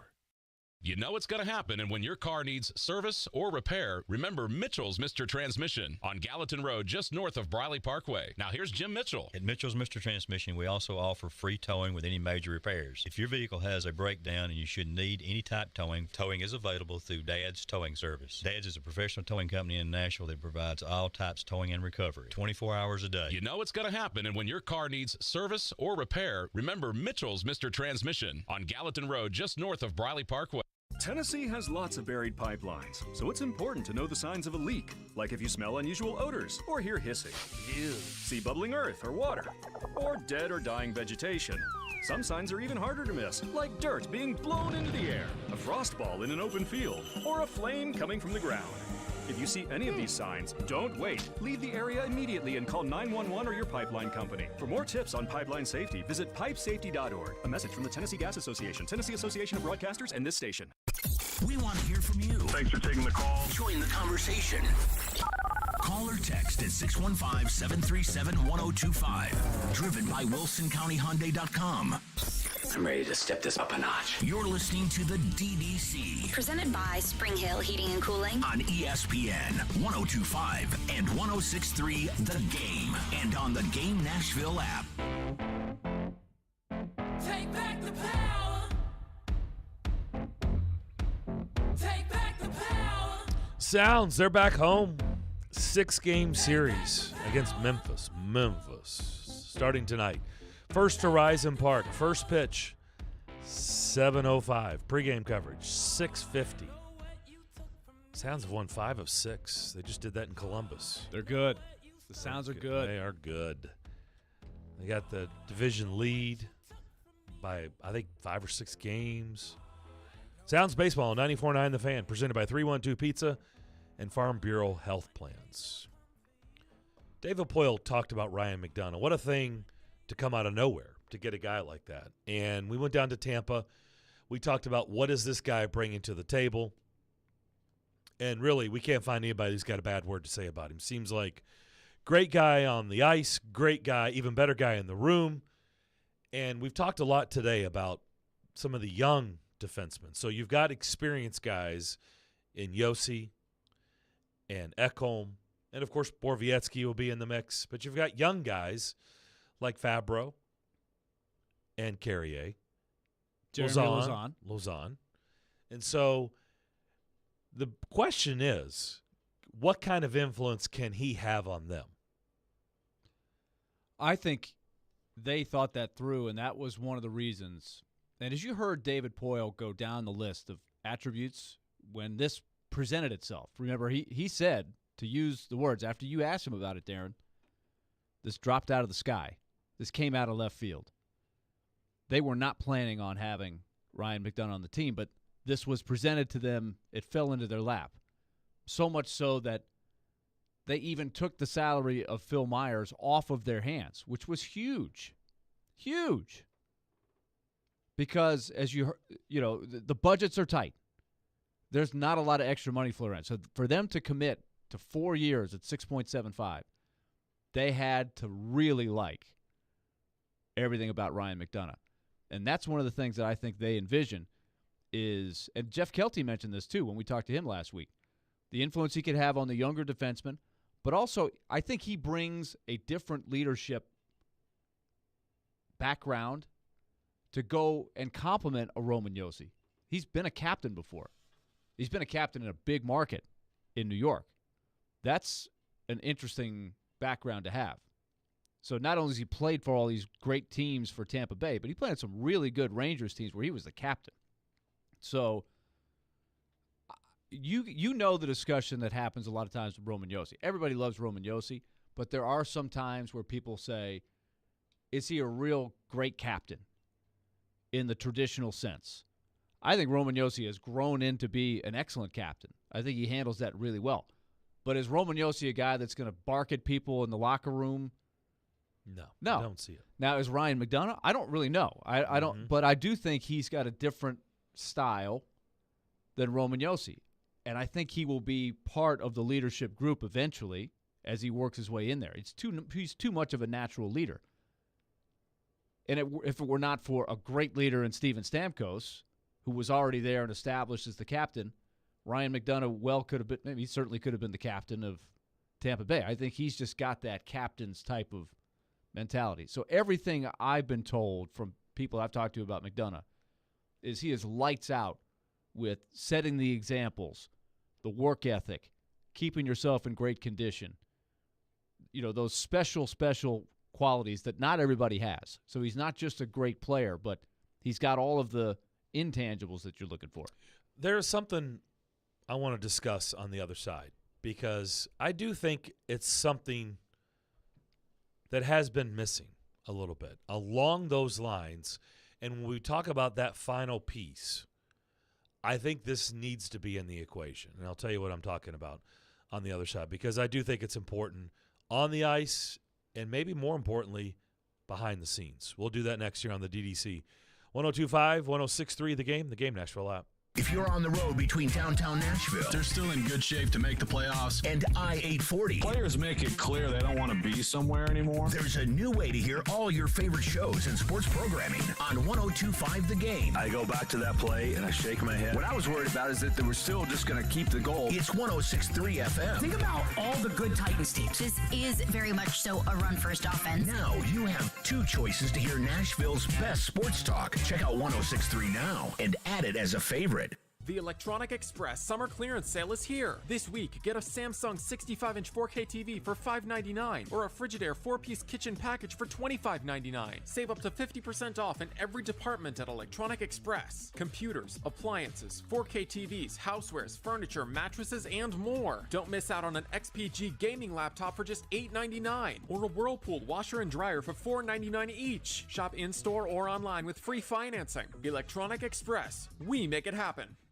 Our diamonds are direct from the source, direct from the cutters. There's no middlemen, there's no markup. Meet Ben Wilkes, 10-year jewelry professional at Genesis Diamonds. We've got everything from half a carat all the way up to 15 carats and everything in between. So I never have to go looking for something. And if you're in search of that one-of-a-kind designer ring, lots of times they come in and she's got a very specific picture, something that she wants, and she's shocked and amazed when I go right to a case and pull exactly what she's been looking at out. And beyond the best price and selection, every customer at Genesis gets one-on-one personal attention with no hidden agenda. Every customer that I've ever worked with has my personal cell phone number. It doesn't come from an automated system. It is person-to-person interaction. We're not on commission, so what that means is regardless of what you buy or don't buy, I'm paid the same. Genesis Diamonds. Here you get more, you get bigger, better, you get prettier. The quality, the selection, transparency, customer service, it can't be touched. It's unmatched. Green Hills and Cool Springs. Finding great candidates to hire can be like, well, trying to find a needle in a haystack. Sure, you can post your job to some job board, but then all you can do is hope the right person comes along, which is why you should try ZipRecruiter for free at ZipRecruiter.com/radio. ZipRecruiter doesn't depend on candidates finding you. It finds them for you. Its powerful technology identifies people with the right experience and actively invites them to apply to your job. You get qualified candidates fast. So while other companies might deliver a lot of hay, ZipRecruiter finds you what you're looking for. The needle in the haystack. See why 4 out of 5 employers who post a job on ZipRecruiter get a quality candidate within the first day. ZipRecruiter, the smartest way to hire. And right now, you can try ZipRecruiter for free. That's right, free at ZipRecruiter.com/radio. That's ZipRecruiter.com/radio. ZipRecruiter.com/radio. Robbie and Rex Road here on ESPN. Welcome into the DDC. Stone Company is delivered. There's a new way to hear 102.5 The Game. Nashville's best sports talk on 106.3 FM. From downtown Nashville to Spring Hill on I-65 and to Murfreesboro on I-24. You now have two choices to hear our great sports programming. Get the extra point, no problem. And the Nashville Predators. Scores! Check out 106.3 now and save it as a preset. Hey Nashville, this is Laura Rutledge from the SEC Network, and you're listening to Nashville's best sports talk, ESPN 102.5 The Game. Couldn't ever be my sunrise. You're just a setting sun. Okay, so where I was going with this is it's pretty clear. All signs are pointing towards everybody we've talked to. And if you just watch the guy, Ryan McDonough is a guy that he oozes with just what you're looking for on the ice, but more importantly, off the ice too, and in the room. And where I'm going with this is that last piece, and as much as it pained me back when Corey Perry was available, I said reluctantly, I'm interested, not because of him, but because of what he brings to the table. He is a winners. You've heard D-Mace when he's been on the show with us talk about if he were a general manager, he would be looking. Now, it can't always be like this. That can't be your final decision on everything. But he would always make sure he's in the market trying to find a guy who's been in winning cultures. Seems like a guy that winning follows him, whether it's because of him or because of he just keeps falling in the right situations. Winning keeps following him. So he knows what winning looks like, smells like. And in this case, in the hockey season, it's a long grind. And you know what? Not everybody's equipped to understand how to navigate through those waters because it's long. You have to set yourself up for then the next chapter, right? Because we know the playoffs is the next chapter. I do think it's important for them. I think Shea Weber was a guy that didn't necessarily have to, you said bark. You have to bark. Shea Weber just had a presence. Mike Fisher, this guy didn't have to be a barker. He just had a presence, right? He had a presence in a way. Some guys just have that aura, that where they command a room, whether it's because people are scared to death of them or they just command a room by the way they lead by example. Shea Weber would be the ultimate example. Lead by example is not the right way because they have guys in that room right now that lead by example. They're excellent hockey players, but they may not have exactly what I'm talking about, right? The presence. And I get it. It's not easy to find. Yeah. A lot of people are like, but I do think. I don't think it can be taught. Like no. It can't be coached. It can't be taught. It's either you have it or you don't. So the question is there one of those guys out there? All the names we've been circulating, tossing out there, is there one of those guys that fits that bill a little bit more than everybody else? I don't know. I guess I'm asking you. Is Perron one of those guys? I don't know. He's a guy that certainly, is giving the Predators fits. I don't know what he's like in the room. I think they've done a lot of winning when he's been on the roster. He's done a lot of winning as a player. He was also, on Vegas, right? I mean, he's been around winning cultures. Definitely. So is he one of those guys? I don't know. If he is, then I'm more interested in him. I don't know him and what he's like in the locker room. I think everybody who's watched him over the years as a foe of the Predators know that there have been dozens of games that he's played against Nashville where he stirs it up. Man, you hate playing against him, but he's a guy that has skill, does that, but also offers, something. He offers a lot of layers to his game, right? He's hard-nosed. He plays hard, he gets under your skin, and he might score 20, 25 goals, right, if he's still good. He had, 27 last year? 26, 27. Yeah, and was great in the playoffs. Mm-hmm. Man, I remember, speaking of Shea Weber, I thought Shea Weber was going to injure David Perron in one of those series against, I guess it would have been 2016. 2017. Second round? No, 2016, when Shea Weber was still on the Predators. The first round, where the Predators beat the Ducks. They beat them 3 times, including Game 7. David Perron was working his tail off to try to get under the skin of Pekka Rinne and the Predators in the crease. There were so many scrums between Perron and Weber. It was really something to watch. Is this when the year they went on to lose to the Sharks in the second round? Yes, they lost to the Sharks in the second round. They beat Anaheim in Game 7. Yeah, in fact, so that was the last series that Shea Weber ever played for the Predators because a couple months later that was the big trade. Mm-hmm. But Perron is the kind of guy that draws everybody's attention. It's a little bit like Borowiecki on the defensive side. But Perron also gives you, like I said, he's that unique blend of that plus the skill. Very productive. Yeah. And that. Right. Yes. He's not just out there to do that alone. Yep. He is going to contribute more. It's like a Nick Cousins, but a much more established scorer. Yep. And a little bigger, stronger guy. Cousins is kind of undersized, an agitator. So they come in a lot of shapes and forms. If you listen to the David Poile interview at 1 or earlier today, and if you missed it, I would recommend go back and listen to it. There's a lot of little nuggets in there that I think will put you in the right mindset for what's going to happen tomorrow when free agency opens. Because he more or less said it's going to be hard to commit a long-term deal to a free agent right now. The way the Predators sit with their budget, they have money to spend, but not really long-term until the salary cap loosens up, because he mentioned specifically next year you have to address Tanner Jeannot, Alex Carrier, and Dante Fabro. So he basically said, as it stands now, they're looking at a budget that's more of a short term. So I wouldn't expect a 5-6 year deal or even a 4-year deal for anybody that is going to cost you something significant.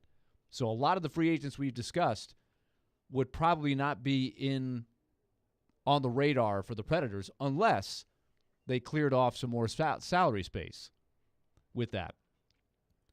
So that's kind of where we set the table. So there's a lot of good things that we got out of that, but I do agree with you. The Ryan McDonough aspect of his leadership is going to be valuable. And I think if you're going to offer, let's say, a 1 or a 2 year deal to a veteran, you're probably wanting to bring that in too, right? Not only production, but also the winning, a guy that's going to help elevate everybody else in that, hey, we're here to win. You know, you guys have done it this way. You've had a lot of success. Let me show you what I can bring to the table. Here's how we've won in other places too. Yeah, Perron would have some of that, I think. I think he would. Claude Giroux probably has some of that. A little bit, yep. He might be a little more expensive. I don't know if he's in there. I don't know much. Phil Kessel is that real unique personality. He's sort of been out there. He's a guy that's been rumored. To me, he would be a pretty, I don't want to say easy, but to me, he's been rumored to Nashville before. He's easily a 1-year guy. He's probably not going to break the bank, although he's been making $8 million, but he's coming off a very unproductive season by his standards. I don't know if he's that leadership guy you're talking about. He's a very quiet guy, but he's won a lot of games. Well, the guy who fits the bill that I know is not going to happen. It's not possible, and there's actually several. But the one that I'm talking about, they're not going to be able to afford, and I just still don't believe. I'll believe he's gone from there when he's gone, is Malkin. I mean, Malkin is a guy that he'd fit that. All the winning he's done. Oh, goodness. And the way, I mean, I don't know what he's like. Like, I know I joked, I poked fun at his personality. I know he's going to be temperamental and all that, but look, his presence, you know he commands a presence in a room. There's no doubt about that. I don't know. But I don't think that's a good question for a Hal realistic. Gill, who's actually played with him when he was a younger player.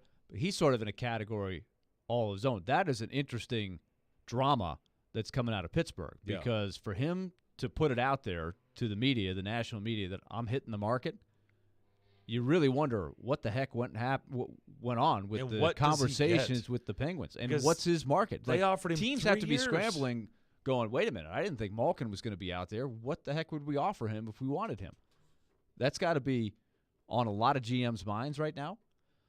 The other big fish that there's been some news on is Johnny Gaudreau, and the news is there's no news. Like, they've offered a ton by all accounts, 9.5, $10 million for 8 years. Well, the latest is 10 years, 10 million, 8 years. That would be $80 million guaranteed. $80 million guaranteed. Frank Saravelli says, hey, look, if he doesn't take that, it ain't about the money. He's going to give up money. He's going to give up a lot of money. He doesn't want to play in Calgary. Because think about what you would have to match. It's the same thing with Philip Forsberg. If he's turning down 10 times 8, that means he would have to get over 11.5.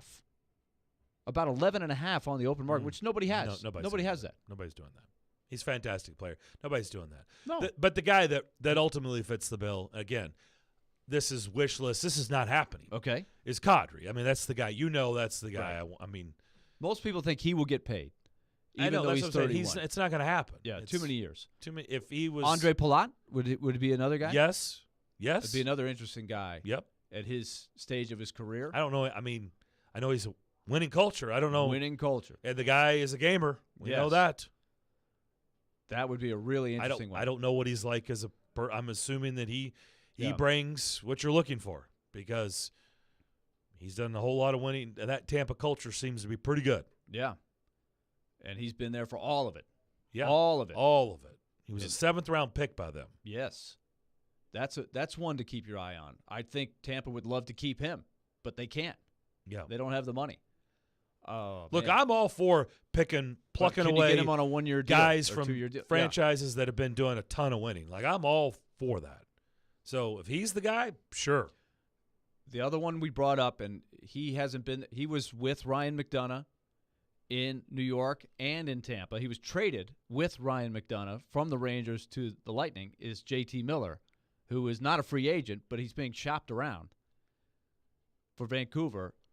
Would you be interested in him in a 1-year, 5.2, and then, hey, we'll try to figure out what happens after this year?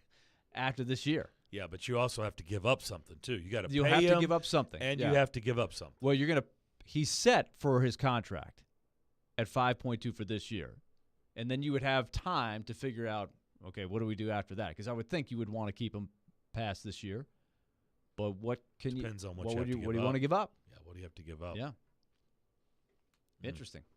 It is. A lot of rumors out there. Why don't you tell people about QC Kinetics? All right, QC Kinetics, they want to keep you moving. Moving is a big thing, and as you get older and you want to stay active, sometimes the joints start to go on you. It's just the way of life, right? We know that. Shoulders, back, hips, knees.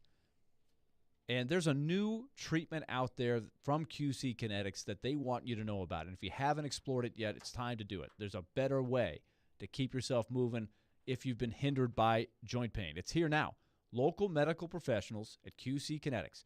Regenerative medicine, advanced, natural alternative that gives you lasting relief. It uses your own body's healing power. Now, there's always the old ways, the steroid shots. Those aren't good. You don't want to go to the well on that. Pain meds can be addictive. Nobody wants to go under the knife. So take a look at QC Kinetics. It may be exactly what you're looking for. Regenerative protocols that can address any pain in any joint and give you the quality of life that you're looking for. Call QC Kinetics now and get a free consultation. Find out more. 615-249-4024. That's 615-249-4024. That's 615-249-4024 for QC Kinetics. Monday. Join us live from Atlanta for SEC Media Days. Brought to you by Volunteer Hose and Gasket, equipment supplier in Nashville, including gaskets, hoses, and hose fittings, seals, packing, joints, gauges, fire protection, cups, belting, and more. If you need it, they've got it. Live on 102.5 and 106.3 The Game and the Game Nashville app. From the Fox 17 News Code Red Weather Center. I'm Fox 17 News Code Red meteorologist Dan Guthrie. Partly cloudy skies with isolated scattered storms possible this afternoon and evening. High 94, heat index up to 101. This weather report brought to you by Hiller Plumbing, Heating, Cooling, and Electrical. Call the Happy Face Truck today. Hey, Willie Donick here. Are you feeling the sting of higher interest rates and higher costs? Those credit cards and other loans are costing more and more every month, and inflation is making everything else more expensive. Your home can save you right now. Your home value is up, and there's a ton of cash in it that you can access with Loan Pronto. Loan Pronto specializes in zero-cost cash-out home refis. You can get tens of thousands in as little as 2 weeks. Pay off those 23% rate credit cards and other loans. Consolidate everything into one super low payment. People who do this usually cut $800 or more from their monthly budget. If your home mortgage rate goes up a point or so, it's offset by your credit card rate going to zero. So call Loan Pronto now and unlock that equity and wipe out the bad debt.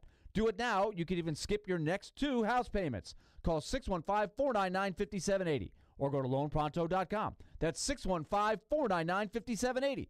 Equal housing lender, NMLS 166-1781, subject to lender approval. 102.5 The Game is teaming up with Newton Motor Group and Souls for Souls to provide shoes for children experiencing homelessness in Nashville and the surrounding area. With school coming back, our goal is to raise $20,000, which will provide 1,000 pairs of shoes for kids. Please help however you can by going to thegamenashville.com/shoes. All donations go directly to Souls for Souls to give shoes to children in Middle Tennessee. thegamenashville.com/shoes. Robbie Stanley. They get a lead in that game and just totally close the door. Joe Rexrode. If he plays next year, it's disastrous. Robbie and Rexrode. Mornings from 6 to 10 on Nashville's best sports talk. ESPN 102.5 and 106.3 The Game. And on the Game Nashville app. You're listening to the DDC. presented by Spring Hill Heating and Cooling On ESPN 102.5 and 106.3 The Game. And on the Game Nashville app. Indeed you are. Fun little game. I'm going to quiz you on this. So we were talking about money. I got this from Cap Friendly. Duncan Keith just announced his retirement. Just take a guess of his career earnings. Just take a stab. Duncan Keith was in the era before the current CBA where you could go double-digit years and offer a boatload of money over a long, long period of time. In fact, his retirement frees up cap space for the Oilers. It also dings the Blackhawks because they get the accelerate. Remember what everybody's afraid of for the Shea Weber? If he were to retire, well, it's going to happen to the Blackhawks because he's under the same kind of contract. So Duncan Keith, so you're saying how much has he made over the course of his career? Yes. I'm going to say over $100 million. He is not. Close? $73.7 million. Just 73.7. Oh, only 73.7. How did you make it? I know. This is signing bonus, max performance bonus. So this is according to Cap Friendly. These estimates do not account for player expenses such as agent fees, escrow, income taxes, etc. Okay? So, Duncan Keith, so he is 12th on the list. This is career earnings from defensemen. Okay? Career defenseman. What was he making in his last contract? I think he was $7.5 million. Or no, that was his signing bonus, $7.5 million. So his cap hit, I'm trying to remember. We can look that up. But so Duncan Keith came in 12th. So Chris Letang just re-upped 6 years. Yeah. He's 11th. He's 11th. $76.5 million is his career earnings. Who is 10? Who cracks the top 10? Wiley Duduque. All right. I'm going to say Ryan Suter is in the top 10. Ryan Suter is third all time, $107 million. I'm going to say Shea Weber is in the top 10. Shea Weber is number one, $126 million. Thank you, Philadelphia Flyers. Think about that. Shea Weber. Still getting paid. Yeah. Not active player. $126 million. So that's 1 and 3. Who's 2? PK Subban. PK Subban is 10th. By the way, at $78.8 million. Almost $80 million. Almost $80 million. And that's 10. So this is not what he's guaranteed going forward. This is to this day. To this point. All right. Let's see. Who else? Well, I guess they're if they have a current contract, obviously they've played that out. Yeah. Right? But it's not future earnings, right? It, like in other words, somebody like Alex Pietrangelo has 6 more years guaranteed at X. That wouldn't be factored into this. It's just what they've made to this point. Right? I think. Says these estimates do not account for players' expenses. I already did that. Estimates are based on the contracts in the cap-friendly database. Estimated career earnings do not include performance bonuses earned. Estimate earnings are calculated based on the player time spent in the majors, minors, and juniors in relation to their respective salary at those levels. Okay, you mentioned Letang. Let's look at Victor Hedman? No. No? Not on the list. I know. It's pretty interesting. I don't think you're going to – well, you're missing some big ones. Some big ones. Yeah, you're missing some big ones that you'll get. There's a couple in here I don't think you're going to get. Like number 2 is Chris Pronger. Chris Pronger. $111 million. I didn't realize he made that much. Well, in his he career. got paid pretty well, I think, pre-salary But back cap. yeah. I don't remember. Were they paying those? I mean, I know he played a long time. My goodness, I would have never said on the list. Sure, 2? No, I would have thought Weber and Suter 1 and 2. That's a good Pronger. That's a unique one. So along those lines, how about Nick Lidstrom? Is he in there? He is not. Nick Lidstrom is not one of the top 10. Nope. That's a good one. Because he played for a long time. Yes, he did. And played for a team that pays out money. Yep.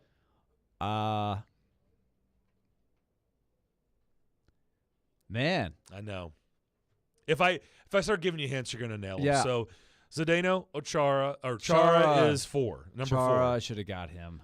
Chara is just a skosh under $100 million. Played forever. Just a tick below $100 million. $99.5 million. Erik Karlsson comes in at 5. So Weber, Erik Pronger, Karlsson. Suter, All right. Chara, Erik Karlsson. Okay, I got 2 more guesses. Yeah. And this is Brent Burns? That's why Okay. I knew you would nail it. So Brent Burns is next. And how about Brent Seabrook? He is after Drew Doughty. So yes. So he's in the top 10. So Weber, Pronger, Doughty. Suter, Chara, Karlsson, Burns, Doughty, Seabrook, blank, Subban, Letang, Keith. So we're just missing one now? Yeah. Phaneuf. Down to one. Dion Phaneuf. Yep. Yes. Same draft as Suter and Weber. Mm-hmm. Nashville, Tennessee, 2003. Almost $85 million. Goodness. How about that? Just retired. Mm-hmm. Well, he can. That's a good list. He can. He should be okay. He should be able to take care of the family. So this is from Ugga Tom on our text line, driven by WilsonCountyHyundai.com. He said, what about Patrick Kane? That could be interesting, or am I just clueless? Well, Tom, you are not the first to ask that question, and I doubt you'll be the last anytime soon. We know the situation in Chicago. I'll just stick with what I've been saying. Look, he's got one more year left at like 10 million, what have you. What are they going to do? I just won, even if it was in play. Like they said, you know what? We're just gutting everything. I just don't think. It's in play. I don't think they would do it to Nashville, though. I do not believe they would ever Even if it was trade. the best deal. Even if it was the best deal, I think they would pass. Really? Yeah, I do. Don't you? Because if you really want to play the fantasy game of, let's take that out of the cards for a moment. Patrick Kane is a $10+ million guy in the last year of his deal. If the Blackhawks would pick up half of it, then you sort of get into the Predators' budget in a one-year situation. But then the question is, what will a team give up under those conditions? Because that's how they would trade Patrick Kane. They're going to have to pick up some of the tab. What do the Blackhawks have now? Plenty of money under the cap because they have gutted the thing. So I think they will dangle. We'll pick up half the tab for Patrick Kane's last year, but what are you going to give us? So what would you give him? Do you think people will be lining up and saying, we'll give you our first-round pick, we'll give you a prospect? Yes. See, that's what I don't know. He is still an elite player. I heard the league. national radio guys kicking this around, and they were mixed on that. He's still elite. He is absolutely elite. He's elite. So what? But you're only getting him for 1 year. I think yes. The answer is yes. If a first-round pick? Yeah. Oh yeah. I would consider giving up a first-round pick for him I wouldn't for 1 year. consider it. I would do it. You would do it. And you pick up half the tab? Even though I can't stand him, yes. I think the issue right now is a lot of teams didn't expect him to be in play, and they haven't budgeted for that kind of move. So let's say it's JT Miller for a year or Patrick Kane for a year. I'm taking, you take Patrick Kane? It pains me to say it. You're taking Darth Vader. I am. It pains me. Nice. I would, but yeah, come on. By the way, I just saw this too. Chip Ganassi just picked up the option year on Alex Pillow, who just joined us at 12:30. So, hey, congrats to him. He should have told us. He came on the show. You he think gets he a knew? new deal. Come on, he should have told us. I don't know. All right, that'll do it for our show today. Have a great rest of your Tuesday. Continue to be safe. We'll talk to you tomorrow, 10 a.m. See you then. Electronic Express.